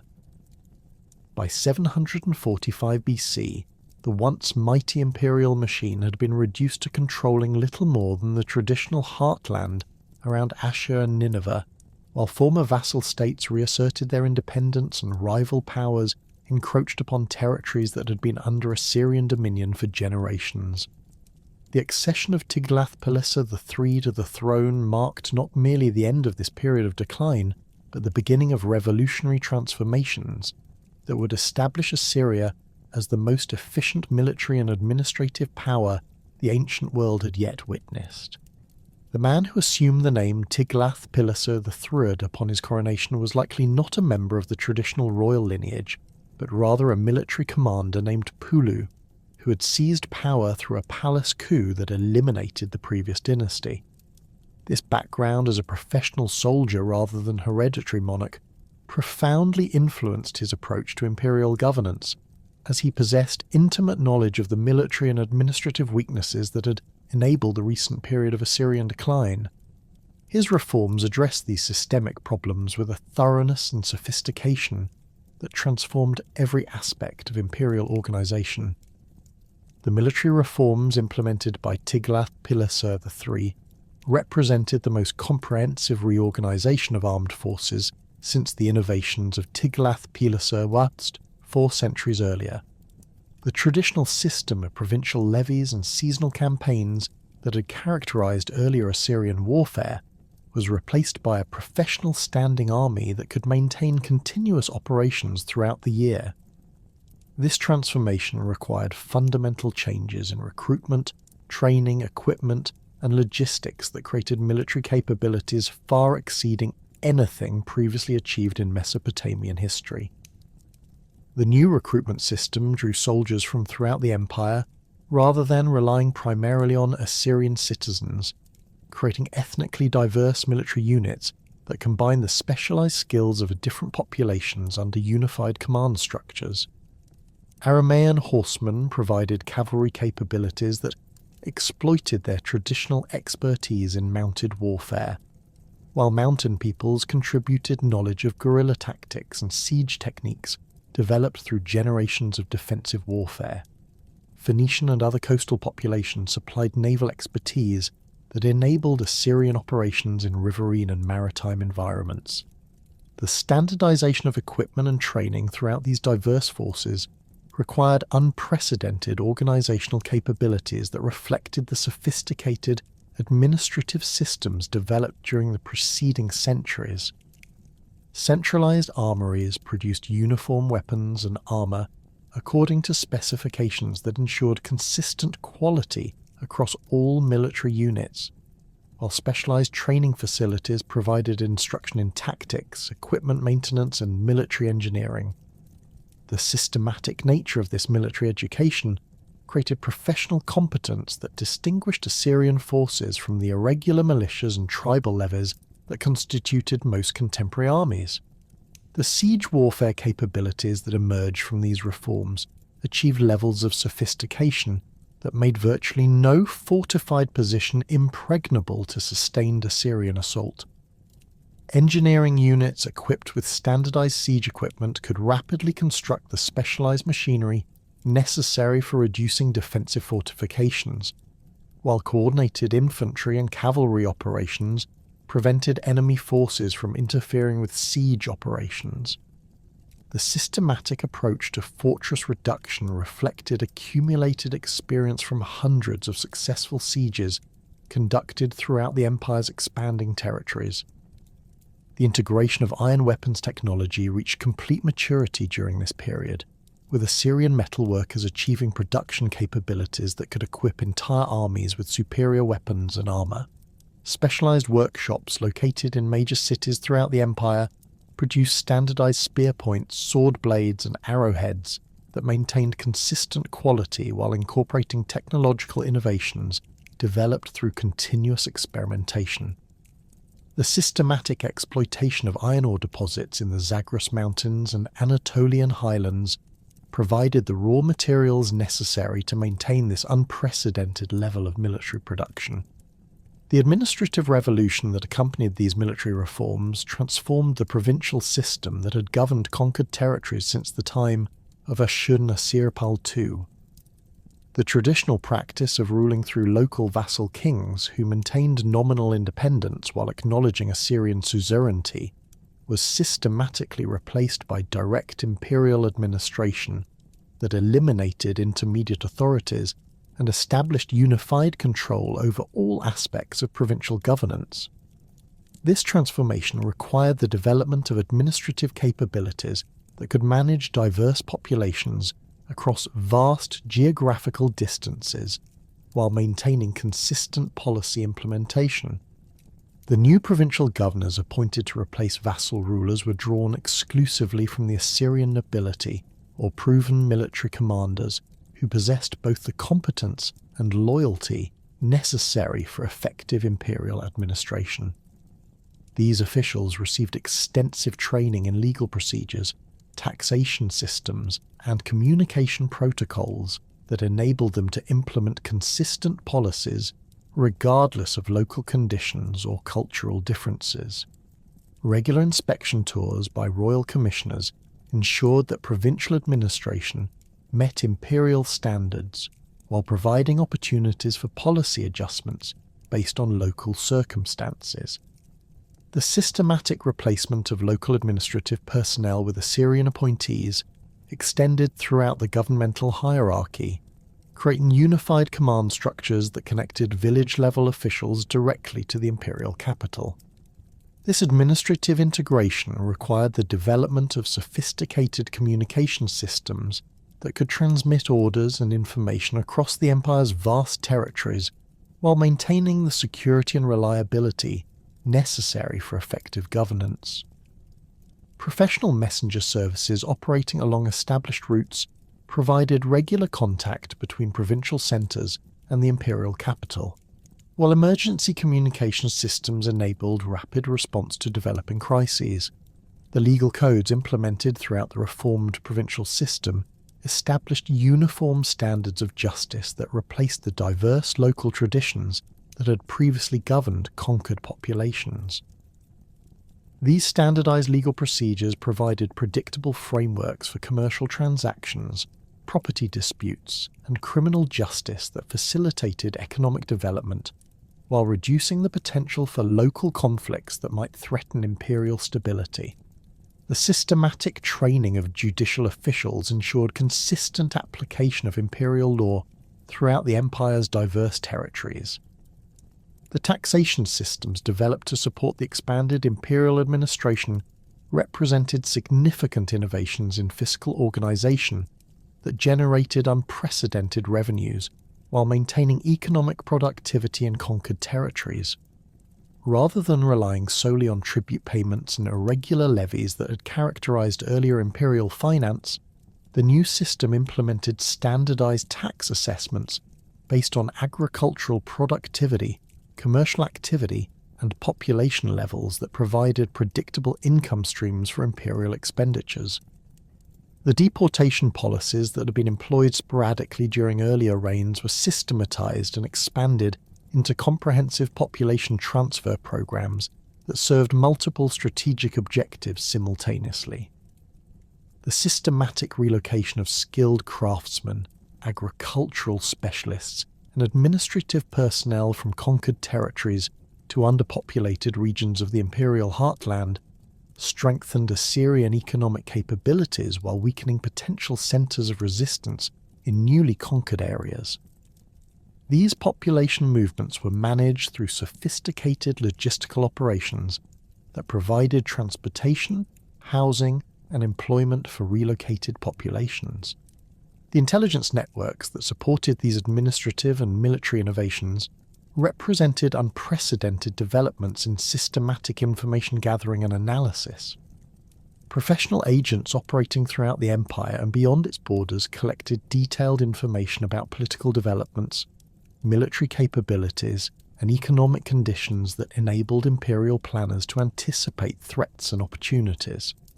This intelligence was systematically analysed and distributed to relevant officials through secure communication channels that maintained operational security while providing decision-makers with the information necessary for effective policy formulation. The western campaigns that marked the beginning of Tiglath-Pileser's territorial expansion demonstrated the effectiveness of these military and administrative reforms through the systematic conquest of Syria and Palestine.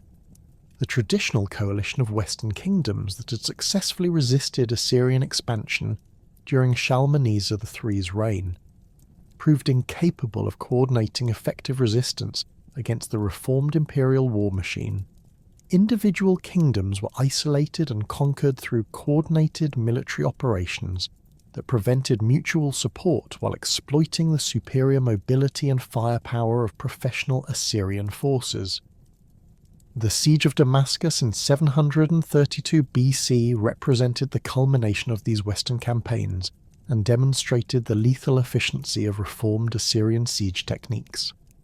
The city that had anchored resistance to imperial expansion for more than a century fell after a systematic siege that combined traditional assault methods with innovative engineering techniques. Massive siege towers constructed from standardized components provided platforms for archers and siege engines that dominated the defensive walls, while coordinated undermining operations threatened to collapse entire sections of the fortification system.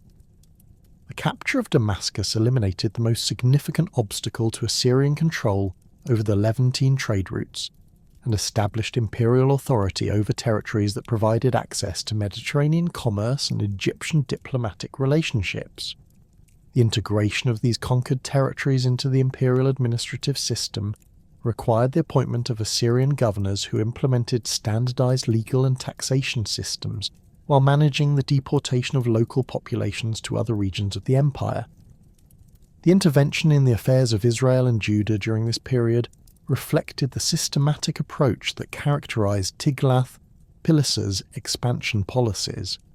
Rather than attempting to conquer these kingdoms through direct military assault, Assyrian diplomacy exploited internal political divisions to establish favorable relationships with pro-Assyrian factions while isolating those elements that supported continued independence. The tribute payments extracted from these client relationships provided economic benefits, while establishing precedents for future territorial incorporation. The deportation of populations from the northern kingdom of Israel, following its conquest in 722 BC, represented the largest single population transfer operation conducted during this period. Approximately 27,000 Israelites were relocated to various regions throughout the Assyrian Empire, while populations from other conquered territories were settled in the former Israelite territories. This systematic population exchange served multiple strategic objectives, eliminating potential centers of resistance while strengthening imperial control over strategically important territories.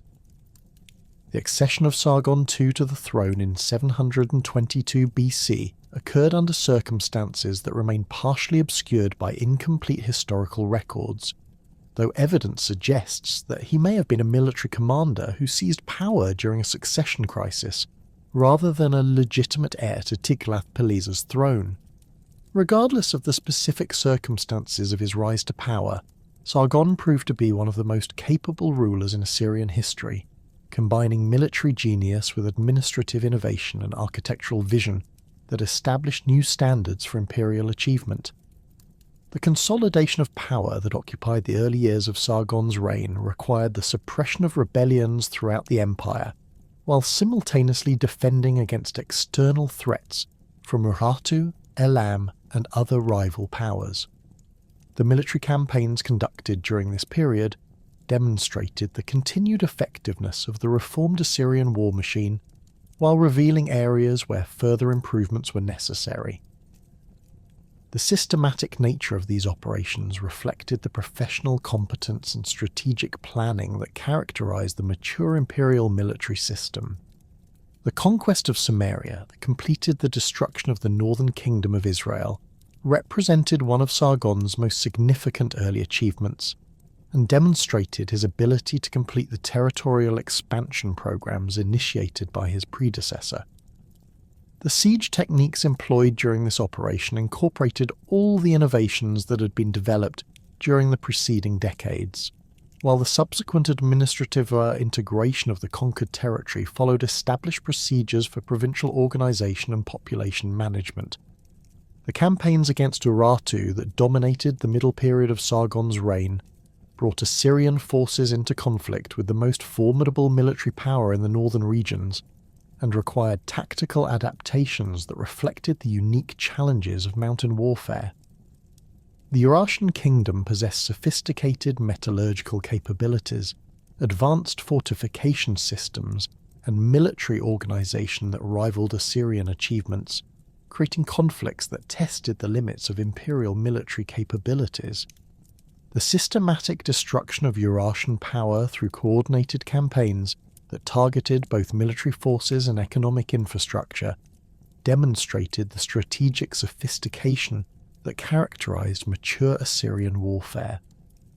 Rather than attempting to conquer Urartian territories through direct assault, Assyrian forces focused on disrupting the agricultural and commercial systems that supported enemy military capabilities while establishing permanent bases that prevented the recovery of Urartian strength. The eastern campaigns against Elam and other Iranian powers extended Assyrian influence into regions that had never previously acknowledged Mesopotamian authority and required logistical capabilities that pushed imperial organizational systems to their limits. The distances involved in these operations, combined with difficult terrain and extreme climate conditions, created challenges that required innovative solutions in transportation, supply management, and communication systems. The establishment of Dur-Sharrukin, known today as Khorsabad, represented the most ambitious architectural project of Sargon's reign, and demonstrated the unprecedented wealth and organizational capabilities that successful imperial expansion had generated. Located approximately 15 kilometers northeast of Nineveh, the new capital occupied a carefully selected site that provided excellent defensive advantages while facilitating communication with all parts of the empire. The decision to construct an entirely new city rather than expanding existing facilities reflected both practical considerations and the king's desire to create a monument that would proclaim Assyrian greatness for future generations. The scale of construction at Dur-Sharrukin exceeded even the impressive achievements of previous Assyrian building projects, with city walls enclosing an area of approximately 300 hectares and rising to heights that dominated the surrounding landscape. The engineering expertise required for such massive construction demonstrated the sophisticated technical capabilities that imperial civilization had developed through centuries of military and administrative experience. The systematic organization of construction activities employed thousands of workers drawn from throughout the empire, creating logistical challenges that required innovative solutions in housing, feeding, and coordinating diverse labor forces. The palace complex at Dur-Sharrukin established new standards for architectural grandeur that reflected both royal taste and the political requirements of imperial rule. The structure covered more than 10 hectares and contained more than 200 rooms designed for different aspects of royal administration, ceremonial functions, and private residence. Throne rooms decorated with elaborate stone reliefs provided settings for diplomatic receptions and court ceremonies, while administrative offices housed the expanding bureaucracy necessary to manage imperial affairs. The diplomatic correspondence that has survived from this period reveals the sophisticated international relationships that characterized the mature Assyrian Empire and demonstrates the systematic approach that imperial administrators adopted toward foreign policy management. Regular communication with rulers throughout the ancient Near East provided opportunities for negotiating treaties, arranging tribute payments, and coordinating military operations that advanced imperial interests while maintaining regional stability. The bureaucratic systems that managed these vast imperial territories represented organizational achievements that surpassed anything previously attempted in ancient history. Thousands of officials operating at various levels of the administrative hierarchy implemented consistent policies across diverse populations and geographical regions while maintaining the flexibility necessary to accommodate local conditions and cultural differences. The systematic training and supervision of these personnel ensured that imperial administration met established standards, while providing opportunities for career advancement that attracted capable individuals from throughout the empire. The assassination of Sargon II in 705 BZ during a military campaign in Anatolia sent shockwaves throughout the Assyrian Empire and created the most serious succession crisis the kingdom had faced in over a century. The death of this formidable ruler, whose body was never recovered from the battlefield, was interpreted by many subject peoples as divine judgment against Assyrian imperial ambitions. Rebellions erupted simultaneously across multiple provinces as local rulers seized what they perceived as an opportunity to throw off the yoke of foreign domination. In Babylon, the Chaldean chieftain Marduk-apla-iddina II, who had previously been driven from power by Sargon's forces, returned to claim the ancient throne with support from Elamite allies. Throughout Syria and Palestine, vassal kings withheld tribute payments and began coordinating resistance efforts, while in the eastern provinces, Iranian tribes launched raids against Assyrian garrisons and administrative centres. The prince who ascended to the throne as Sennacherib inherited not merely an empire in crisis, but also the most sophisticated military and administrative apparatus the ancient world had yet produced. His immediate challenge lay not in developing new capabilities, but in deploying existing imperial resources with sufficient speed and determination to prevent the complete collapse of Assyrian authority. The young king's response to these multiple crises would demonstrate both his personal capabilities as a military commander and the inherent strength of the institutional systems his predecessors had created over the preceding decades. The rebellion in Babylon posed the most serious immediate threat to imperial stability, as the ancient city's symbolic importance throughout Mesopotamia made its defection a powerful catalyst for broader resistance movements. Marduk-apla-iddina's return to power represented more than simple political opportunism. It embodied the deep-seated resentment that many Babylonians felt toward Assyrian domination and their systematic subordination to what they considered a culturally inferior northern kingdom. The Chaldean leader's alliance with Elam provided him with military resources that could potentially match Assyrian capabilities, while his control over Babylon's extensive commercial networks threatened to disrupt the economic foundations of imperial power.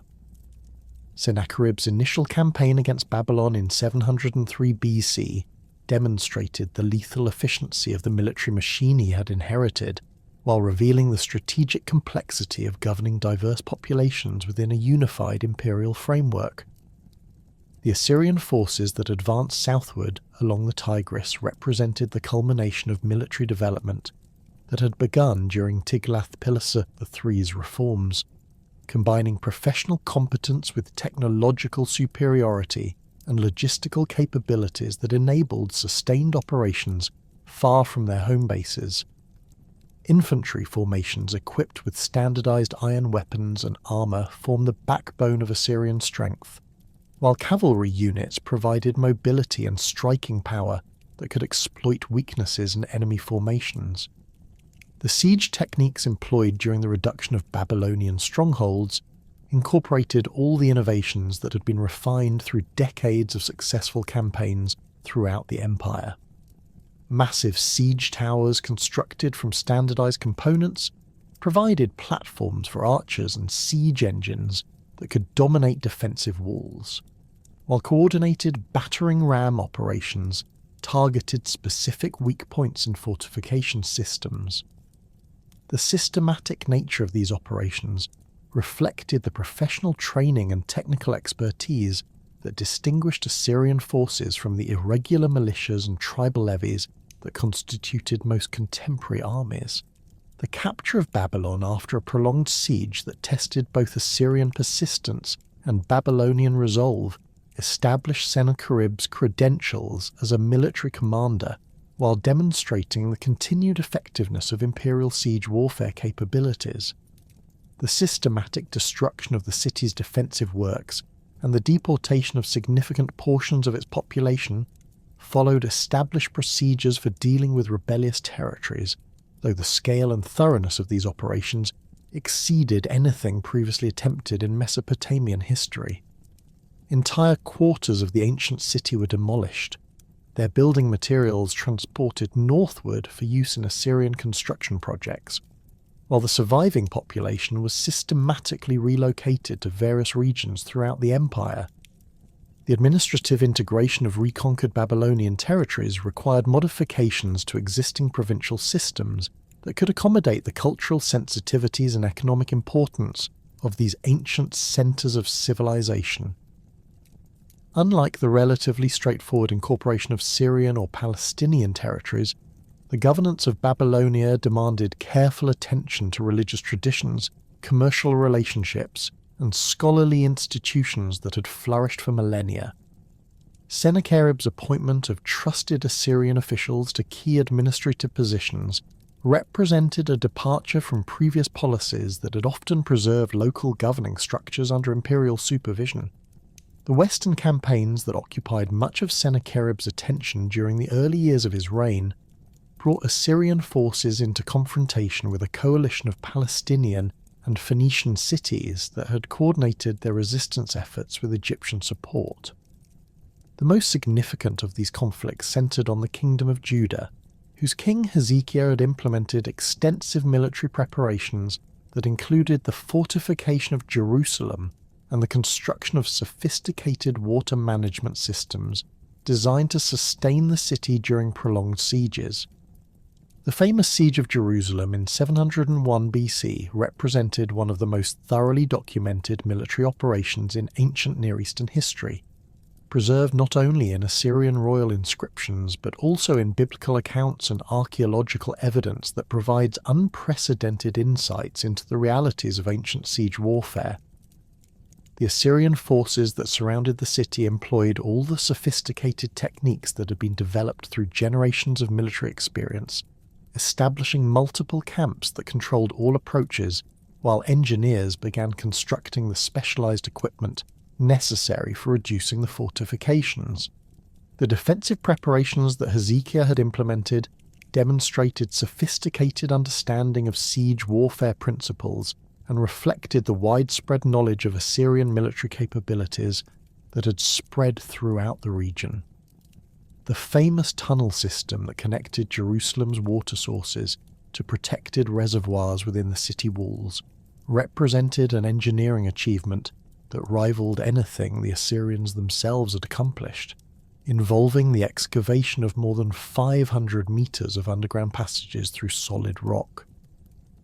These preparations enabled the city's defenders to maintain adequate water supplies even during prolonged blockade, while extensive food storage facilities provided sustenance for the civilian population.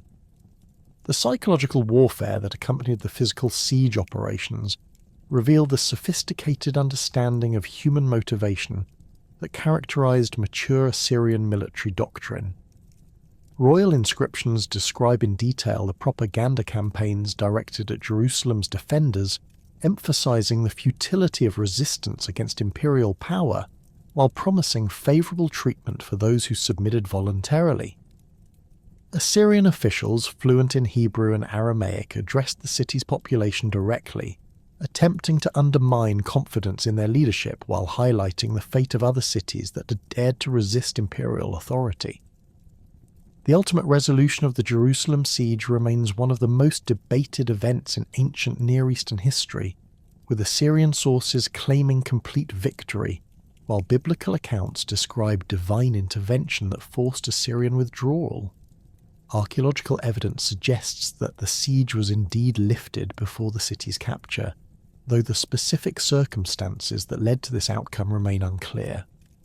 The tribute payments subsequently extracted from Hezekiah included enormous quantities of gold, silver, and precious materials that enriched the imperial treasury, while demonstrating Assyrian ability to achieve their strategic objectives even without complete military conquest.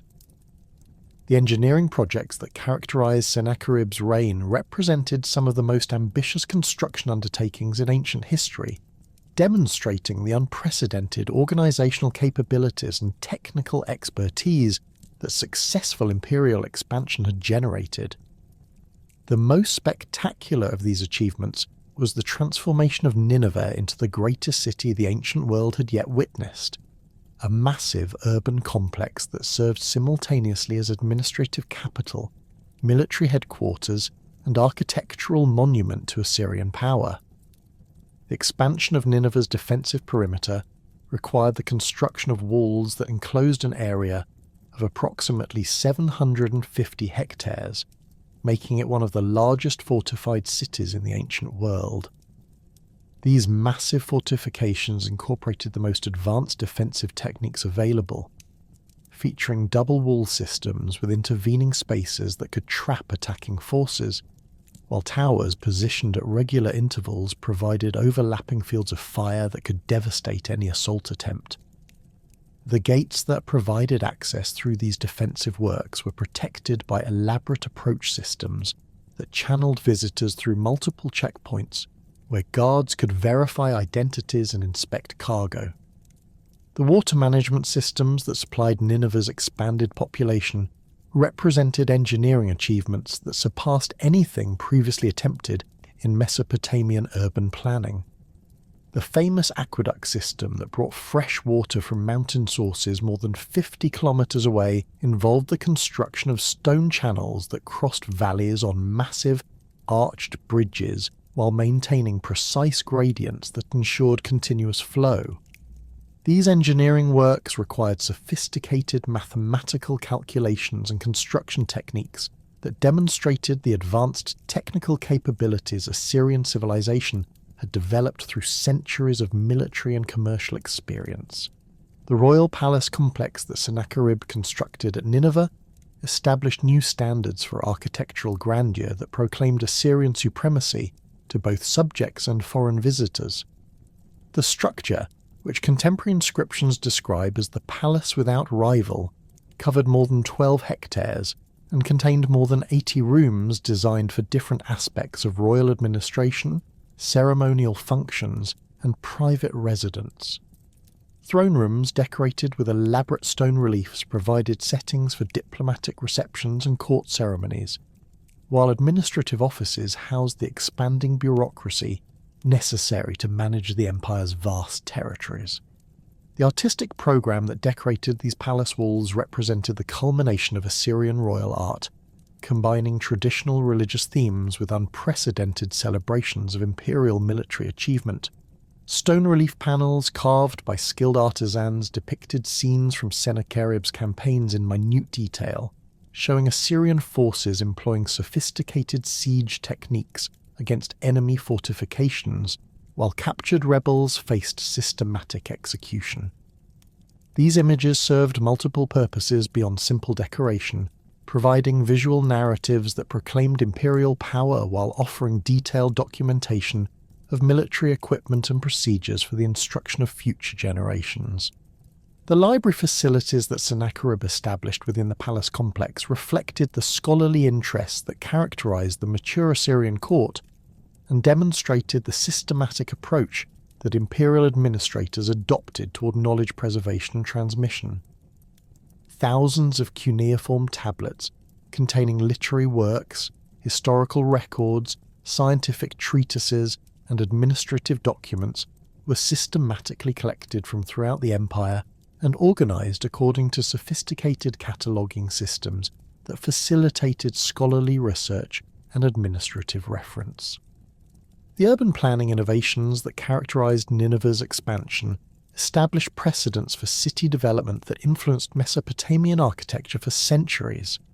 Wide boulevards connected major districts and provided efficient transportation routes for both commercial and military traffic, while specialized quarters housed different occupational groups and ethnic communities according to systematic organizational principles.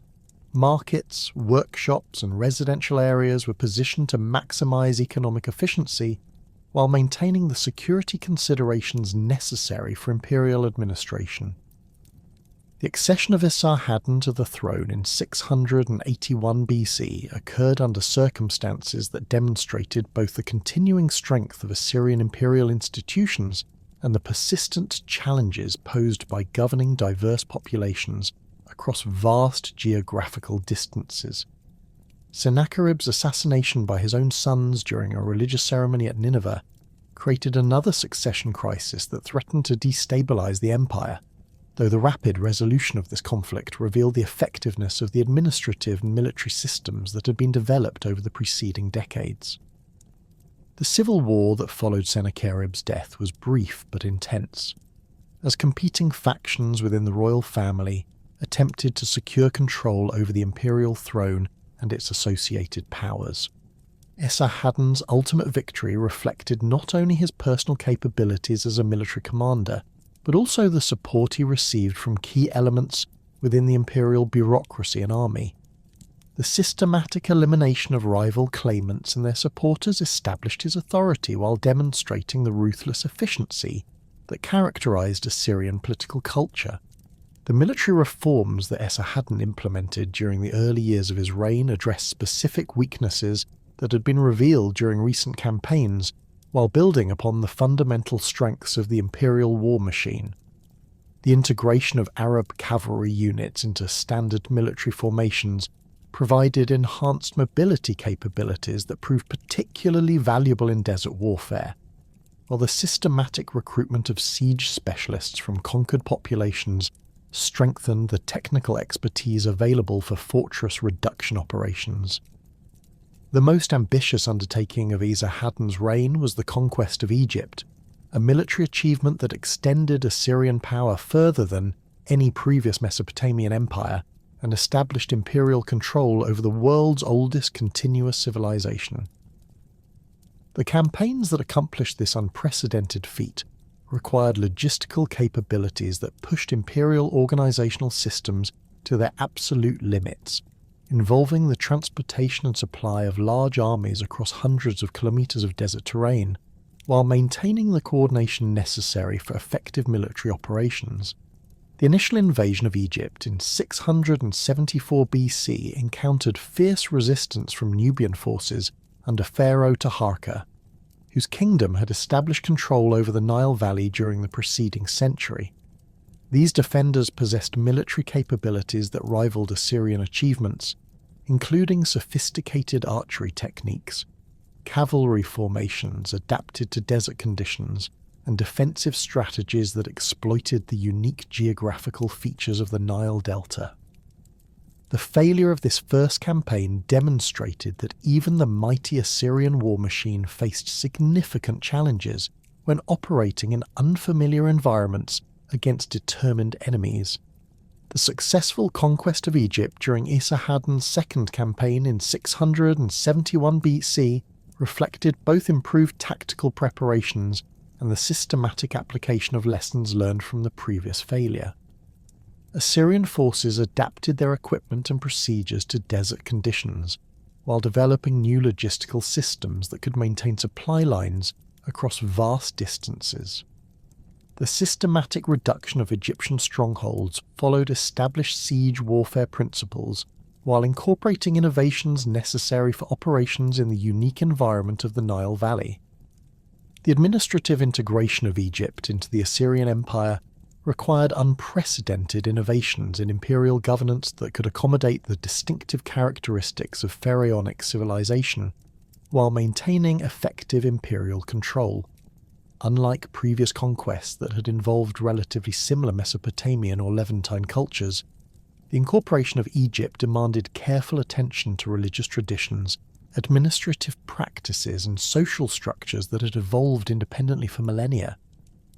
The restoration of Babylon that Esarhaddon undertook during the later years of his reign represented a dramatic reversal of his father's policies and demonstrated the pragmatic flexibility that characterized successful Assyrian imperial administration. The systematic reconstruction of the ancient city's temples, walls, and public buildings required enormous expenditures of resources and labor, while serving important political objectives that strengthened imperial legitimacy throughout Mesopotamia. The death of Esarhaddon in 669 BC while campaigning in Egypt marked the beginning of what would prove to be both the cultural zenith and the political twilight of the Assyrian Empire.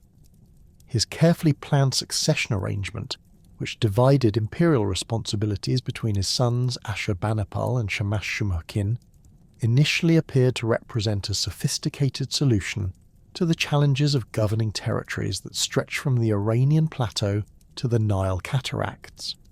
Ashurbanipal received the primary throne at Nineveh with authority over the core Assyrian territories and most provincial administrations, while his younger brother was installed as king of Babylon with nominal independence but practical subordination to imperial oversight. This division of power reflected Esarhaddon's recognition that the empire had grown beyond the capacity of any single ruler to manage effectively, requiring innovative administrative arrangements that could maintain unified control while accommodating regional autonomy.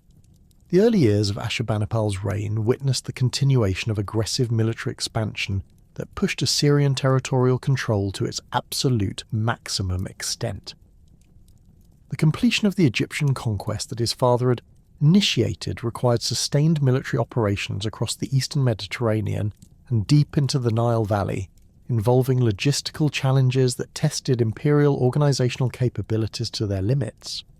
The systematic reduction of Nubian resistance in Upper Egypt demanded coordination between multiple army groups operating hundreds of kilometres apart, while the establishment of effective administrative control over the ancient pharaonic territories required cultural sensitivity and political flexibility that previous Assyrian conquests had not demanded. The campaigns in Egypt during the early 660 SBC demonstrated both the impressive capabilities and the emerging limitations of the Assyrian military machine. The forces that advanced southward along the Nile possessed all the technological advantages and professional competence that had characterized imperial armies for generations, including standardized iron weapons, sophisticated siege equipment, and coordinated infantry cavalry tactics that could overwhelm traditional enemies in conventional engagements. However, the vast distances involved in Egyptian operations, combined with the unfamiliar climate and terrain conditions, created supply and communication problems that strained imperial resources while providing Egyptian resistance movements with opportunities to exploit Assyrian vulnerabilities. The revolt of Taharka's successor, Tantamani, in 664 BC revealed the fundamental weakness of Assyrian control over territories that lay beyond the practical reach of sustained military intervention.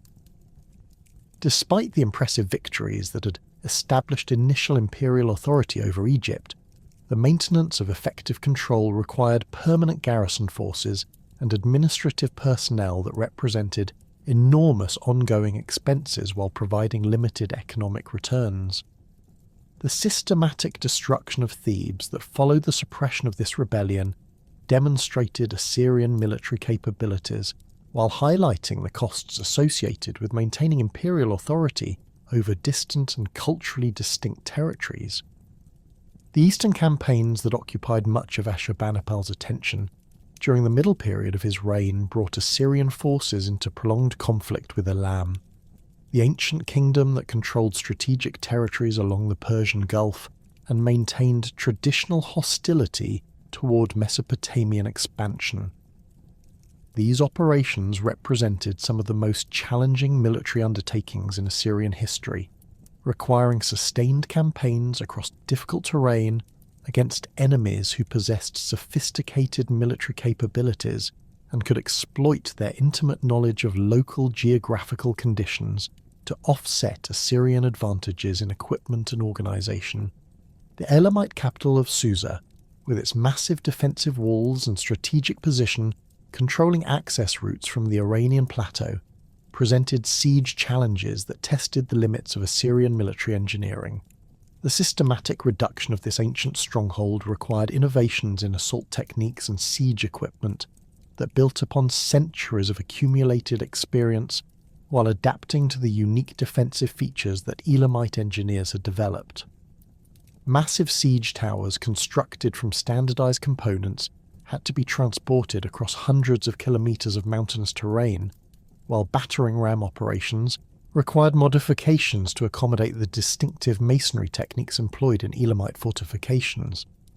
The eventual capture and systematic destruction of Susa around 646 BC represented one of the most complete urban demolitions in ancient history, as Assyrian forces methodically dismantled not only the city's defensive works, but also its temples, palaces and residential quarters. Royal inscriptions describe the removal of sacred statues and religious artifacts that had been venerated for millennia, their transportation to Assyrian temples, where they served as trophies demonstrating imperial supremacy over ancient enemies. The deportation of surviving populations followed established procedures for population transfer, though the scale and thoroughness of these operations exceeded previous examples of imperial demographic manipulation. The Arabian campaigns that extended Assyrian influence into the desert regions south and east of traditional Mesopotamian boundaries represented unprecedented military undertakings that required tactical and logistical adaptations to environments where conventional imperial advantages were significantly diminished. The mobile Arab tribes that controlled these territories employed guerrilla warfare techniques that exploited their superior knowledge of desert conditions, while avoiding direct confrontations with Assyrian forces. These enemies possessed no fixed fortifications that could be systematically reduced through conventional siege operations, instead relying on mobility and endurance that challenged traditional Assyrian military doctrine. The systematic pursuit of Arab tribal confederations across vast desert expanses required modifications to standard military equipment and procedures that reflected the unique challenges of desert warfare. Water supplies became the critical limiting factor for military operations, requiring the establishment of supply depots and communication networks that could maintain contact with advancing forces while providing the logistical support necessary for sustained campaigns. Cavalry units assumed greater importance in these operations, as their mobility advantages were essential for maintaining contact with enemy forces and preventing their escape to inaccessible refuge areas. The capture of Arab strongholds like Duma required siege techniques adapted to desert conditions, where traditional water-based siege warfare was impossible and conventional supply lines were vulnerable to interdiction by mobile enemy forces. Assyrian engineers developed new approaches to fortress reduction that emphasized speed and efficiency over the methodical procedures that had characterized previous siege operations. These innovations reflected the accumulated experience and technical expertise that imperial military forces had developed through centuries of warfare against diverse enemies in varied geographical environments. While these military campaigns extended Assyrian territorial control to its greatest extent, the most enduring achievement of Ashurbanipal's reign was the creation of the Great Library at Nineveh, a systematic collection of cuneiform literature that preserved the intellectual heritage of Mesopotamian civilization for posterity. This unprecedented scholarly undertaking reflected the cultural sophistication that imperial prosperity had enabled, while demonstrating the systematic approach that characterized mature Assyrian administrative capabilities. The king's personal interest in scholarly pursuits, documented in royal inscriptions that boast of his literacy and learning, provided the motivation and resources necessary for this massive intellectual project. The systematic collection of texts for the royal library involved agents operating throughout the empire who identified, copied, and transported manuscripts from temple archives, palace collections, and private scholarly libraries in major cities across Mesopotamia and beyond. This process required not only enormous financial resources, but also sophisticated organizational capabilities that could coordinate the activities of hundreds of scribes, translators, and administrative personnel.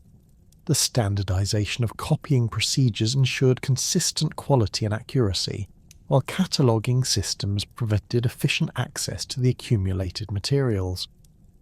The scope of the collection that resulted from these efforts encompassed virtually every aspect of Mesopotamian intellectual achievement, including literary masterpieces like the Epic of Gilgamesh, scientific treatises on mathematics and astronomy, historical chronicles documenting the reigns of previous rulers, legal codes preserving ancient jurisprudence, and religious texts containing the mythological and theological traditions of diverse cultures.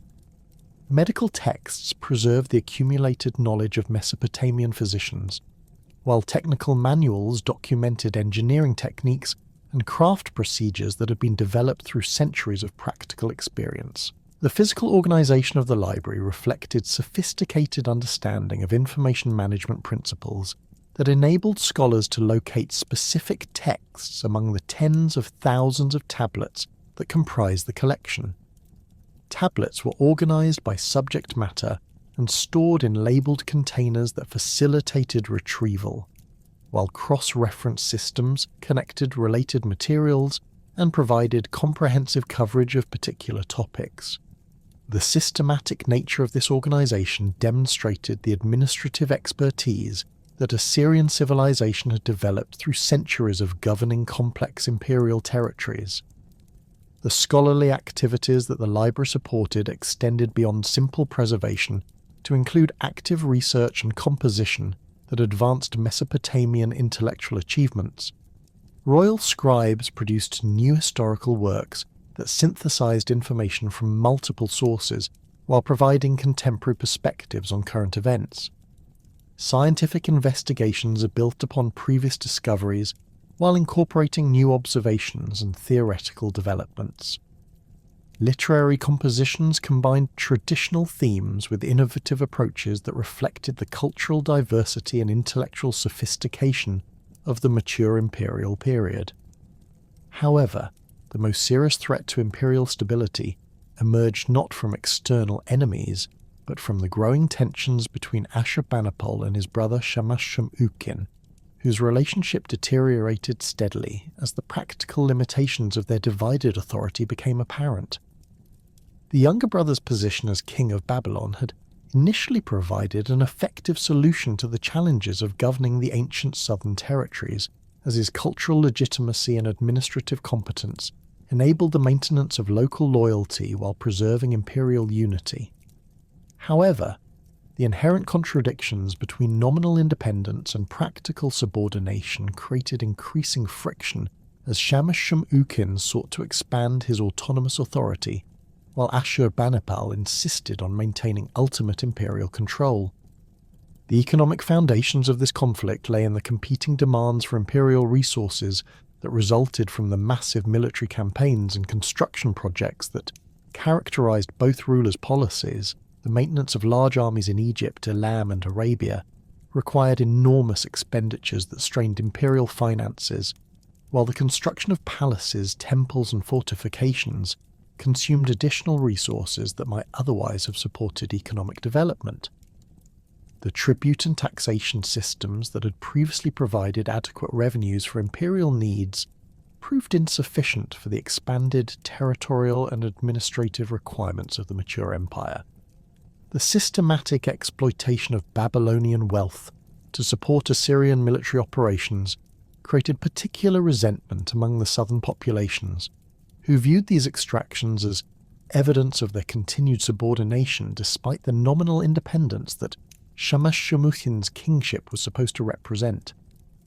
The ancient commercial networks that had generated Babylonian prosperity for millennia were increasingly directed toward supporting imperial rather than local interests, while the deportation policies that relocated skilled craftsmen and agricultural workers to other regions of the empire weakened the economic foundations of traditional Babylonian urban centers. The ideological dimensions of the growing conflict reflected fundamental differences in political philosophy and cultural identity that had been temporarily suppressed but never resolved through the administrative arrangements that Esarhaddon had implemented. Shamash-Shum-Ukin's identification with traditional Babylonian political and religious traditions created expectations among his subjects that he would eventually assert complete independence from Assyrian control, while Ashurbanipal's commitment to maintaining imperial unity required the preservation of ultimate authority over all imperial territories, regardless of local arrangements. The diplomatic maneuvering that preceded open warfare involved both brothers in systematic efforts to secure allies and resources that would provide decisive advantages in the anticipated conflict. Shamash-shum-ukin cultivated relationships with Elamite rulers, Arab tribal leaders, and other traditional enemies of Assyrian expansion, offering them opportunities to weaken imperial power while advancing their own territorial ambitions. These negotiations required careful coordination and significant financial inducements that further strained the resources available for normal administrative and military operations.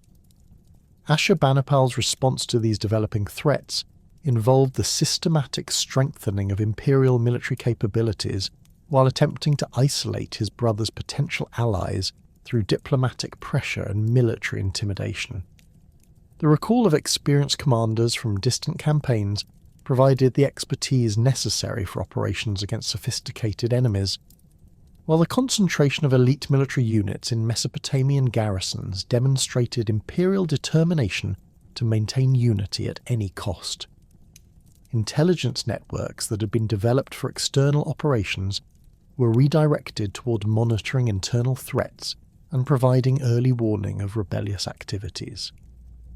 The outbreak of open warfare in 652 BC marked the beginning of a devastating civil conflict that would consume imperial resources and weaken Assyrian military capabilities for years to come. The initial phases of the conflict revealed the fundamental military advantages that Ashurbanipal possessed through his control over the core imperial territories and the loyalty of professional military units that had been trained and equipped according to standardized imperial procedures. However, Shamash-shum-ukin's alliance with external enemies and his support among significant portions of the Babylonian population created a formidable coalition that could exploit Assyrian vulnerabilities while presenting multiple simultaneous threats.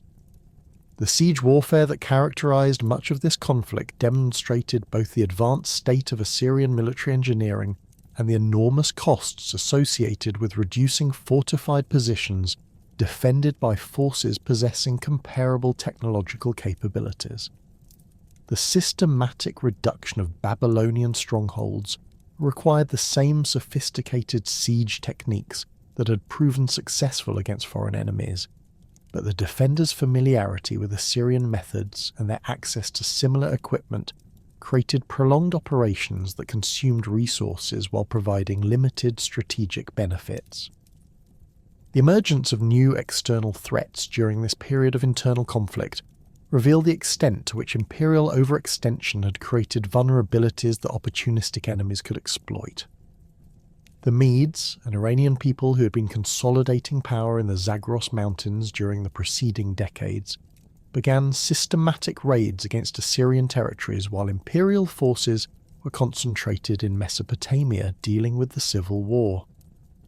These attacks demonstrated sophisticated military organization and tactical capabilities that suggested the emergence of a new regional power capable of challenging Assyrian supremacy.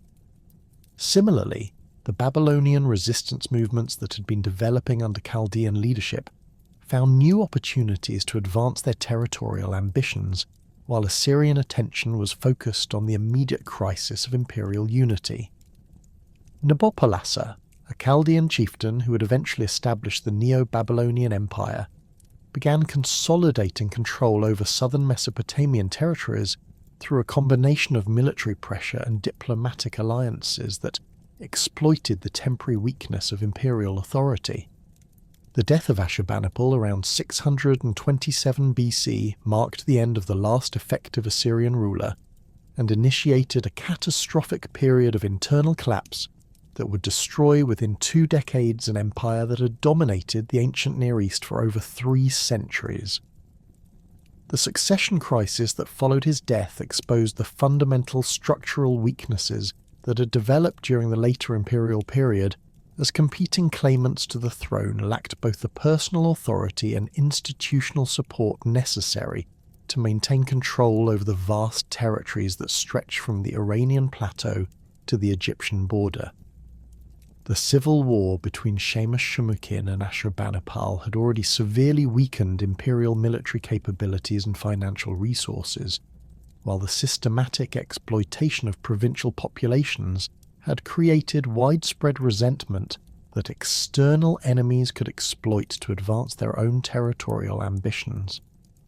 The immediate succession dispute centered on conflicting claims between Ashur-etil-ilani and Sin-Shah-ishkun, both sons of Ashurbanipal whose legitimacy was disputed by various factions within the imperial court and military establishment.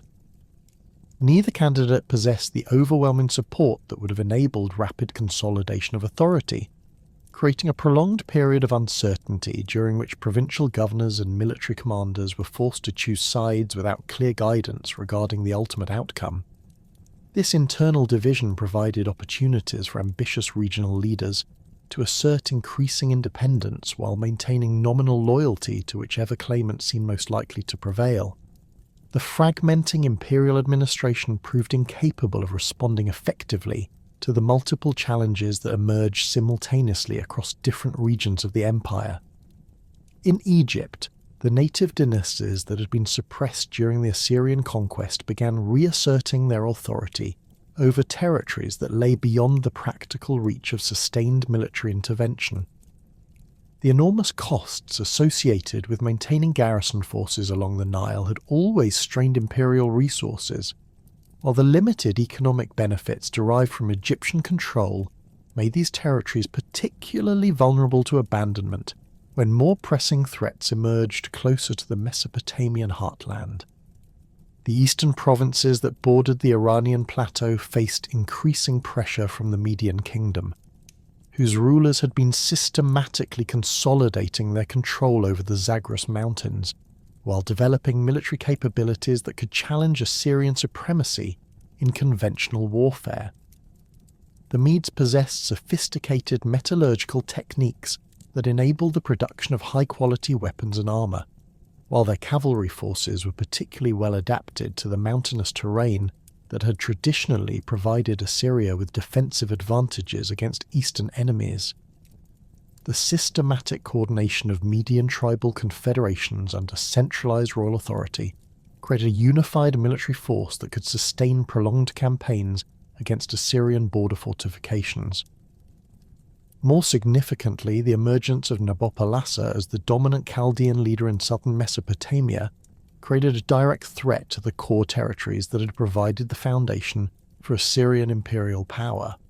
Unlike previous Babylonian resistance movements that had relied primarily on local support and limited external assistance, Nabopolassar's forces possessed both the military capabilities and strategic vision necessary to challenge Assyrian control over the ancient cities that controlled crucial trade routes and agricultural resources.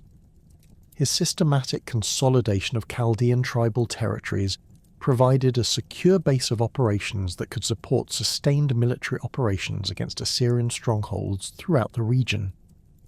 The diplomatic revolution that accompanied these military developments fundamentally altered the balance of power throughout the ancient Near East, as traditional enemies of Assyrian expansion recognized the opportunity to coordinate their efforts against a weakening imperial structure. The alliance between Nabopolassar and the Median king Cyaxares represented a strategic partnership that combined Babylonian knowledge of Mesopotamian geography and fortification systems with Median military capabilities and Iranian tribal manpower. This coalition possessed both the resources and coordination necessary to mount sustained campaigns against the core Assyrian territories while preventing imperial forces from concentrating their defensive efforts against individual threats. The systematic nature of this anti-Assyrian alliance reflected sophisticated understanding of imperial vulnerabilities and strategic planning that exploited the overextension that had characterized Assyrian territorial expansion during the preceding century. Rather than attempting to achieve rapid territorial gains through individual campaigns, the Allied forces coordinated their operations to maintain continuous pressure on multiple fronts while preventing Assyrian commanders from deploying their limited resources effectively. The timing of attacks was carefully synchronized to maximize the strain on imperial communication and supply systems, while minimizing opportunities for coordinated defensive responses.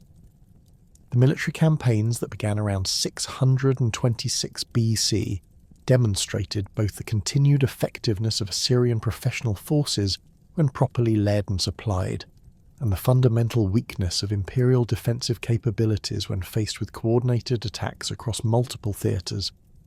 The siege of Babylon by Assyrian forces attempting to suppress Nabopolassar's rebellion revealed that imperial siege warfare techniques retained their technical sophistication, with engineers constructing elaborate assault works that incorporated all the innovations developed during centuries of successful fortress reduction operations.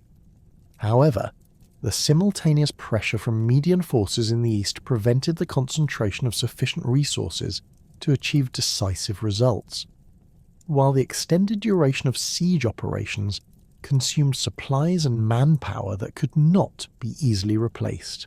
The failure to recapture Babylon represented more than a simple military defeat.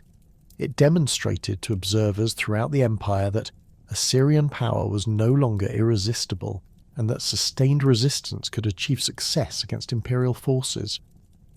This psychological transformation proved as significant as any tactical development, as provincial populations that had previously submitted to Assyrian authority out of fear began calculating the potential benefits of rebellion against the probable costs of continued loyalty. The systematic withdrawal of tribute payments and the increasing frequency of local uprisings created a cascade of administrative failures that further weakened imperial capabilities. The economic foundations of imperial power, which had been strained by decades of expensive military campaigns and massive construction projects, proved inadequate to support the sustained warfare necessary to suppress multiple simultaneous rebellions. The tribute systems that had provided the financial resources for imperial administration and military operations depended upon the maintenance of effective control over productive territories, but the very rebellions that required expensive military responses also eliminated the revenue sources necessary to fund those operations. This vicious cycle of declining resources and increasing expenses created insurmountable fiscal problems that no amount of administrative efficiency could resolve. The systematic destruction of Assyrian trade networks during this period eliminated another crucial source of imperial revenue while disrupting the commercial relationships that had connected Mesopotamian cities with markets throughout the ancient Near East. Median control over mountain passes that connected Assyrian territories with Iranian mineral resources prevented the importation of raw materials necessary for weapon production. While Babylonian dominance over southern Mesopotamian cities disrupted the agricultural systems that provided food supplies for urban populations and military forces, the cumulative effect of these economic disruptions created shortages that undermined both military effectiveness and civilian morale throughout the remaining imperial territories. The alliance between Babylon and Media achieved its most spectacular success with the systematic siege and ultimate destruction of Nineveh in 612 BC, an operation that required unprecedented coordination between diverse military forces and sophisticated logistical capabilities that demonstrated the advanced organizational skills that Assyrian enemies had developed through decades of warfare against imperial forces. The combined armies that surrounded the great capital possessed siege equipment and assault techniques that rivaled anything the Assyrians themselves had employed during their centuries of territorial expansion, including massive battering rams, mobile siege towers, and coordinated undermining operations that could breach even the most formidable defensive works. The siege of Nineveh revealed both the impressive defensive capabilities that Assyrian engineers had incorporated into the capital's fortifications, and the ultimate limitations of passive defensive strategies when faced with sustained assault by technically competent enemies possessing superior numbers and resources. The massive walls that Sennacherib had constructed to protect the city incorporated multiple defensive lines with elaborate gate systems and tower networks that could theoretically withstand any conventional assault. But the systematic nature of the Allied siege operations gradually overcame these advantages through the application of overwhelming force and technical expertise. The engineering techniques employed during the siege demonstrated that Assyrian enemies had not merely learned to copy imperial military methods, but had developed innovations that could overcome traditional Assyrian defensive advantages. Median engineers constructed elaborate earthworks that enabled their siege equipment to operate at the same level as the city's defensive walls, while Babylonian specialists employed water diversion techniques that undermined the foundations of key defensive positions. The coordination required for such complex operations revealed the sophisticated command and communication systems that the Allied forces had developed specifically for this campaign. The systematic destruction that followed the city's capture exceeded even the most brutal examples of Assyrian conquest policy, as the victorious allies sought to eliminate not merely Assyrian military capabilities, but the very foundations of imperial civilization. The great palaces that had housed the royal court and administrative bureaucracy were systematically demolished, their carved stone reliefs smashed, and their building materials scattered or transported to other cities as trophies of victory. The famous library of Ashurbanipal, containing tens of thousands of cuneiform tablets that preserve the intellectual heritage of Mesopotamian civilization, was buried beneath the rubble of collapsed buildings, where it would remain hidden until modern archaeological excavations revealed its treasures. The temple complexes that had served as centres of Assyrian religious life faced particularly thorough destruction, as the Allied forces sought to eliminate the theological foundations that had provided ideological justification for imperial expansion. The great temple of Ashur, which had been the spiritual heart of Assyrian civilization for more than a millennium, was systematically dismantled, and its sacred objects distributed among the victorious armies as symbols of their triumph over traditional enemies. The systematic nature of this religious destruction reflected sophisticated understanding of the role that theological concepts had played in maintaining imperial unity and the determination to prevent any revival of Assyrian political identity. The population of Nineveh faced systematic deportation and dispersal that employed the same techniques the Assyrians themselves had used to prevent rebellions in conquered territories. Skilled craftsmen, administrative personnel, and military specialists were relocated to various regions throughout the victorious kingdoms, where their expertise could contribute to the reconstruction and development of areas that had suffered under imperial exploitation. The remaining population was scattered among numerous small communities where they could be more easily supervised and prevented from maintaining the cultural cohesion necessary for organized resistance. Despite the catastrophic loss of their capital and the systematic destruction of imperial administrative systems, remnants of Assyrian military and political leadership attempted to maintain organized resistance from the western city of Harran, where Ashur-uballit II had established what remained of royal authority with support from Egyptian forces under Pharaoh Necho II. This final attempt at Assyrian revival reflected both the desperate determination of imperial loyalists and the continued strategic importance that foreign powers attached to maintaining some form of Assyrian presence as a counterweight to growing Babylonian and Median power in Mesopotamia. The Egyptian support for this Assyrian remnant represented a significant shift in the strategic calculations that had governed international relations throughout the region for centuries. Previous pharaohs had viewed Assyrian expansion as a direct threat to Egyptian independence and had frequently supported anti-imperial coalitions, but the complete collapse of Assyrian power created new concerns about the balance of power in the ancient Near East. The emergence of strong Babylonian and Median kingdoms posed potential threats to Egyptian interests that might prove more dangerous than the weakened Assyrian state that Ashurbanipal II represented.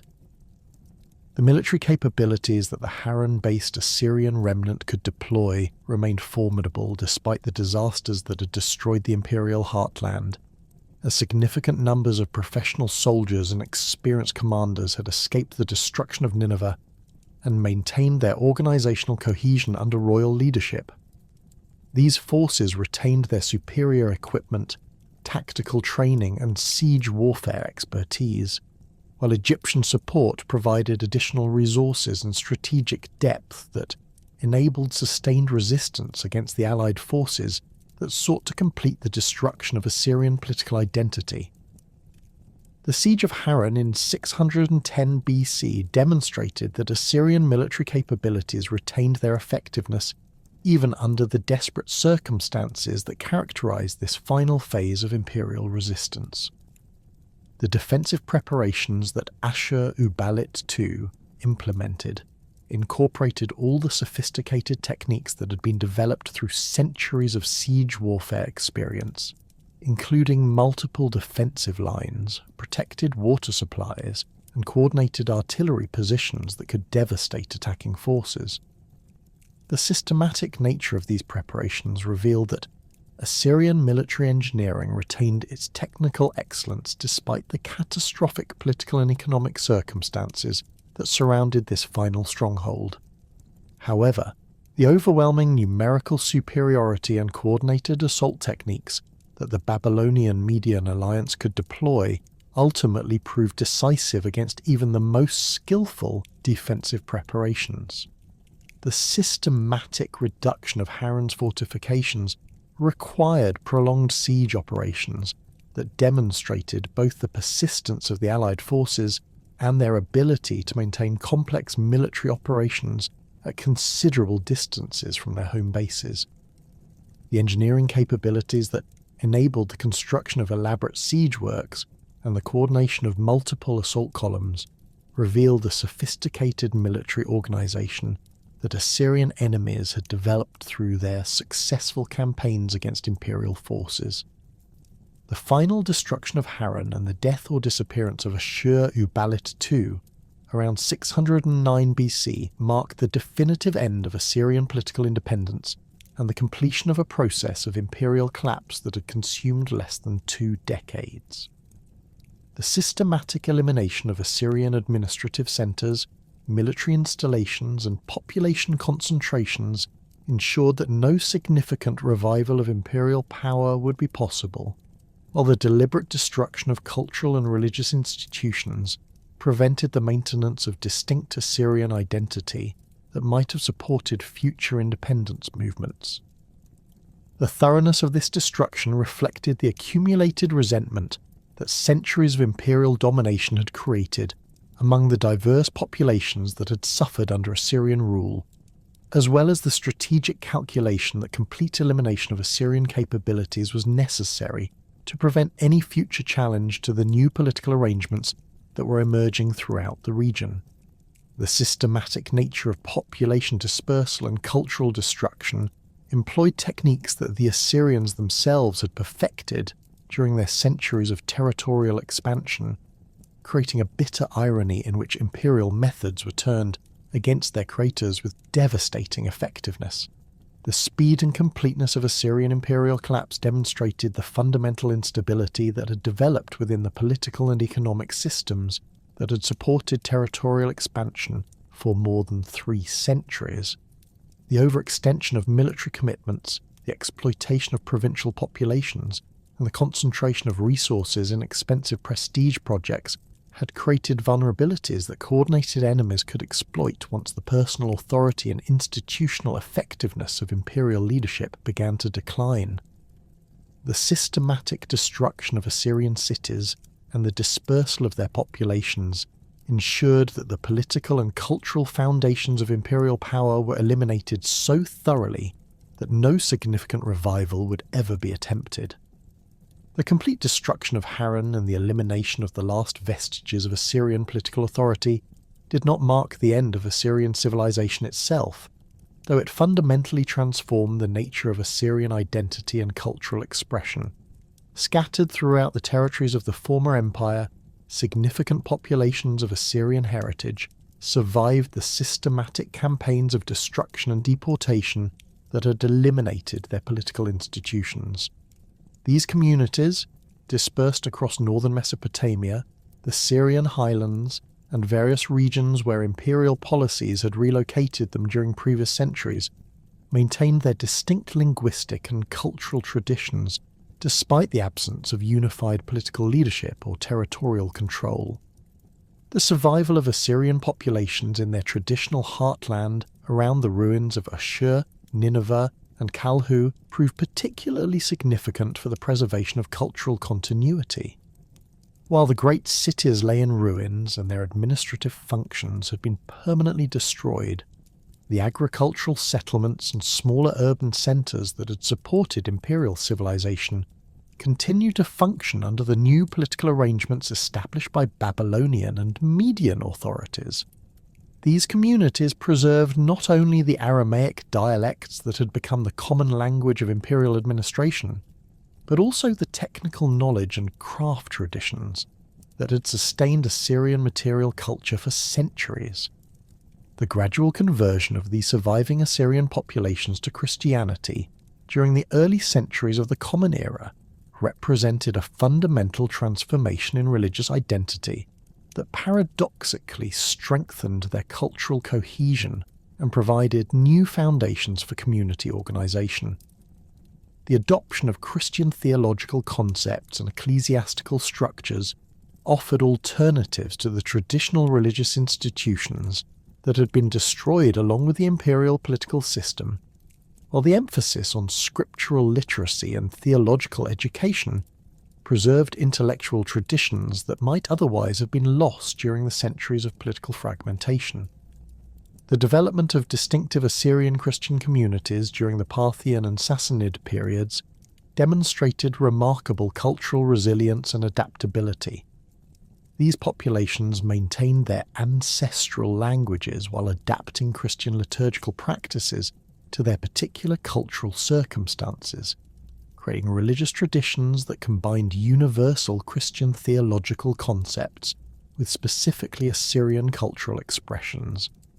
The establishment of major Christian centres at locations like Nisibis and Edessa provided institutional frameworks that could preserve and transmit cultural knowledge across generations while adapting to changing political circumstances. The scholarly activities that flourished within these Christian communities played crucial roles in preserving and transmitting the intellectual heritage of ancient Mesopotamian civilization. Assyrian Christian scholars translated classical texts from various ancient languages into Aramaic and later Arabic, ensuring that scientific, philosophical, and literary works that might otherwise have been lost continued to influence subsequent intellectual development. The famous school of Nisibis became a major centre of learning that attracted students from throughout the Eastern Mediterranean and preserved knowledge that would later contribute to the Islamic Golden Age. The monastic traditions that developed within Assyrian Christianity provided particularly effective mechanisms for cultural preservation and transmission. Monasteries established in the mountainous regions of northern Mesopotamia and the Syrian highlands maintained libraries and scriptoria where ancient texts were copied and preserved, while the disciplined scholarly activities of monastic communities ensured that traditional knowledge remained accessible to future generations. These institutions served functions analogous to those that the great libraries of imperial palaces had provided, though their religious rather than political orientation enabled them to survive the periodic political upheavals that characterized the region during subsequent centuries. The impact of Assyrian administrative, military, and cultural innovations on successor empires extended far beyond the immediate geographical boundaries of the former imperial territories, influencing governmental practices and military organization throughout the ancient Near East for centuries after the collapse of Assyrian political authority. The Persian Empire that emerged under Cyrus the Great and his successors adopted numerous administrative techniques that had been pioneered by Assyrian imperial bureaucrats, including standardized provincial organization, systematic communication networks, and population transfer policies that facilitated the integration of diverse ethnic groups within unified imperial structures. The Persian adoption of Assyrian governmental practices reflected practical recognition of their effectiveness, rather than simple cultural borrowing, as Persian administrators encountered many of the same challenges that had confronted their Assyrian predecessors in governing vast territories containing diverse populations with different languages, religions, and cultural traditions.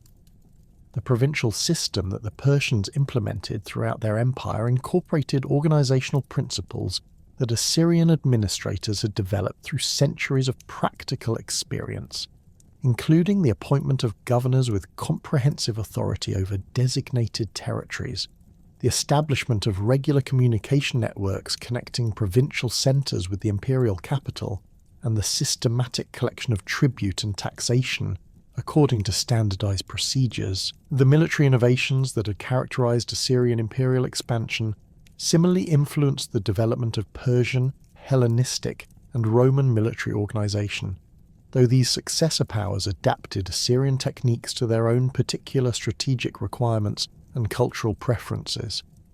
The systematic use of siege warfare equipment, the integration of diverse ethnic groups within unified military commands, and the coordination of infantry, cavalry, and specialized units in combined arms operations all reflected lessons that later military commanders had learned from studying Assyrian tactical methods and strategic approaches.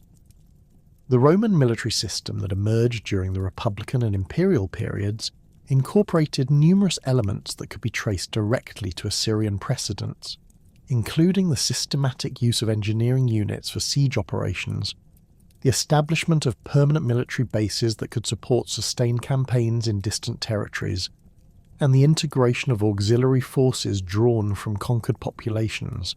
Roman military manuals and tactical treatises frequently referenced examples from Assyrian military history, indicating the continued relevance that professional soldiers attached to studying the methods that had enabled Assyrian forces to dominate the ancient Near East for centuries.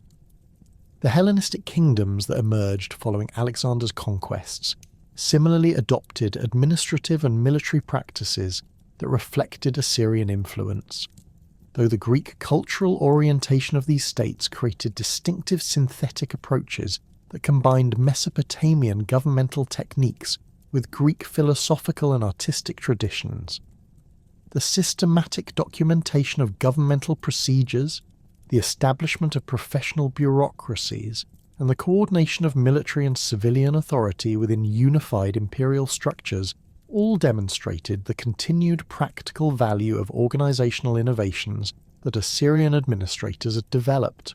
The rediscovery of Assyrian civilization through 19th and 20th century archaeological excavations represented one of the most dramatic recoveries of lost historical knowledge in the modern era, revealing the sophisticated achievements of a civilization that had been largely forgotten except for fragmentary references in biblical and classical sources.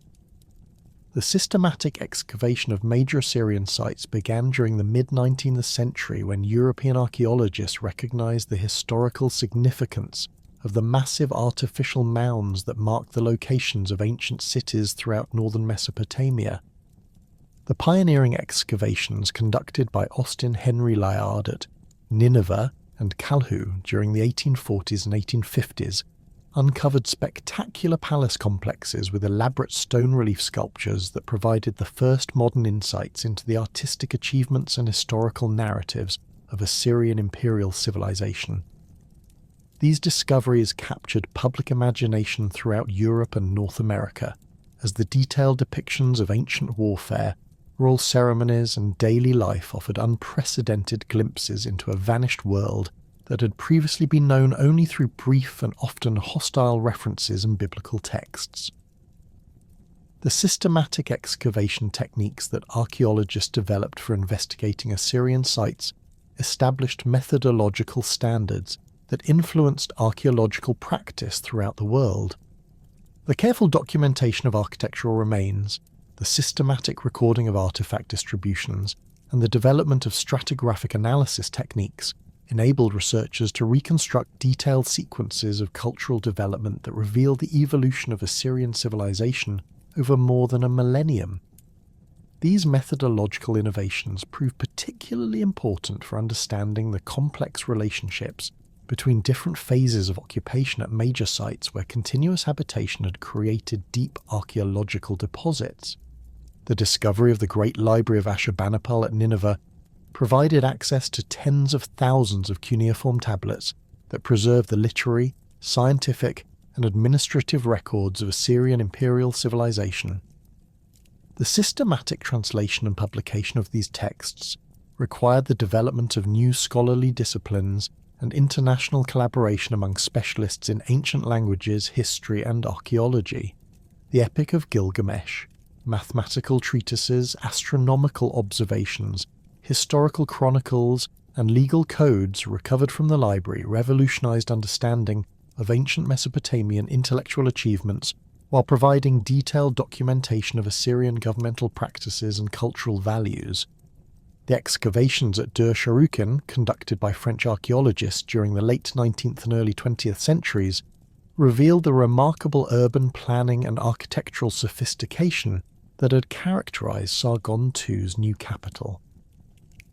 The systematic investigation of the palace complex, temple areas, and residential districts provided comprehensive insights into the organization of an Assyrian royal city, while demonstrating the advanced engineering capabilities that had enabled the construction of such massive architectural projects.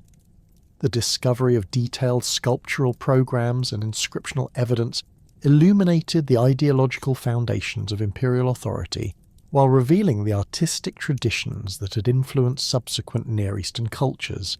The continuing archaeological investigation of Assyrian sites during the 20th and 21st centuries has employed increasingly sophisticated techniques that have refined understanding of Assyrian civilization while revealing previously unknown aspects of imperial organization and cultural development. Remote sensing technologies, computer-assisted analysis of architectural remains, and scientific dating methods have enabled researchers to reconstruct detailed chronologies of site development while identifying subtle changes in material culture that reflect evolving social and economic conditions.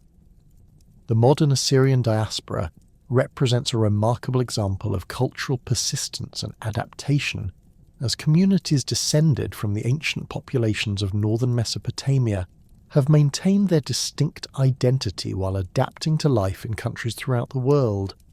The political upheavals and religious persecutions that have affected the Middle East during the modern era have forced many Assyrian families to seek refuge in Europe, North America, Australia, and other regions where they have established new communities while preserving their ancestral languages and cultural traditions. The preservation of Assyrian languages within these diaspora communities demonstrates extraordinary linguistic tenacity, as speakers of Neo-Aramaic dialects have maintained oral traditions that can be traced back through centuries of cultural transmission to the ancient Aramaic that served as the administrative language of the Assyrian Empire.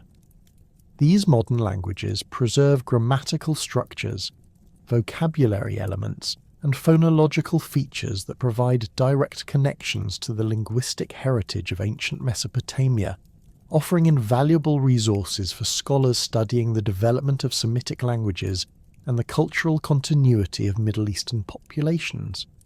The establishment of Assyrian cultural organizations, educational institutions, and religious communities throughout the diaspora has created networks that connect geographically dispersed populations while preserving traditional practices and knowledge systems. These institutions organize cultural festivals, language instruction programs, and scholarly conferences that maintain community cohesion while adapting traditional practices to contemporary circumstances. The systematic documentation of oral traditions, folk customs, and historical memories within these communities has preserved cultural knowledge that might otherwise have been lost during the traumatic dislocations of the modern era. Contemporary efforts to maintain Assyrian cultural identity amid regional conflicts have required innovative approaches that combine traditional preservation methods with modern communication technologies and international advocacy networks. Digital archives and online platforms have enabled the documentation and dissemination of cultural materials that can reach Assyrian communities worldwide, while preserving endangered dialects and traditional practices for future generations. These technological approaches have proven particularly valuable for maintaining connections between communities separated by vast geographical distances, while providing educational resources that can support cultural transmission within families and local organisations. The academic study of Assyrian history and culture continues to evolve as new archaeological discoveries and analytical techniques reveal previously unknown aspects of this remarkable civilization. International scholarly collaboration has enabled comprehensive approaches to Assyrian studies that integrate archaeological evidence with textual analysis, comparative historical research, and anthropological investigation of contemporary communities.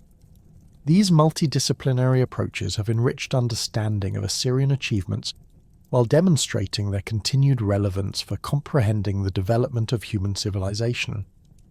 The legacy of Assyrian civilization extends far beyond its immediate historical period, influencing governmental practices, military organization, artistic traditions, and intellectual development throughout subsequent history. The administrative innovations that enabled the management of vast multicultural empires provided precedents that influenced imperial organization for millennia, while the systematic documentation of knowledge and the preservation of intellectual traditions established patterns of scholarly activity that continue to characterize academic institutions throughout the world. The ultimate significance of Assyrian civilization lies not merely in its military conquests or architectural achievements, but in its demonstration of humanity's capacity to create sophisticated institutional systems that can integrate diverse populations while preserving cultural knowledge across generations. The survival of Assyrian communities and the recovery of their historical achievements through modern scholarship testify to the enduring power of cultural identity and the importance of preserving the diverse heritage of human civilization for future generations. The story of Assyria, from its humble origins as a trading city on the Tigris to its emergence as the world's first truly global empire, and from its catastrophic collapse to the persistence of its people and traditions into the modern era, represents one of history's most compelling narratives of human achievement, adaptation, and survival.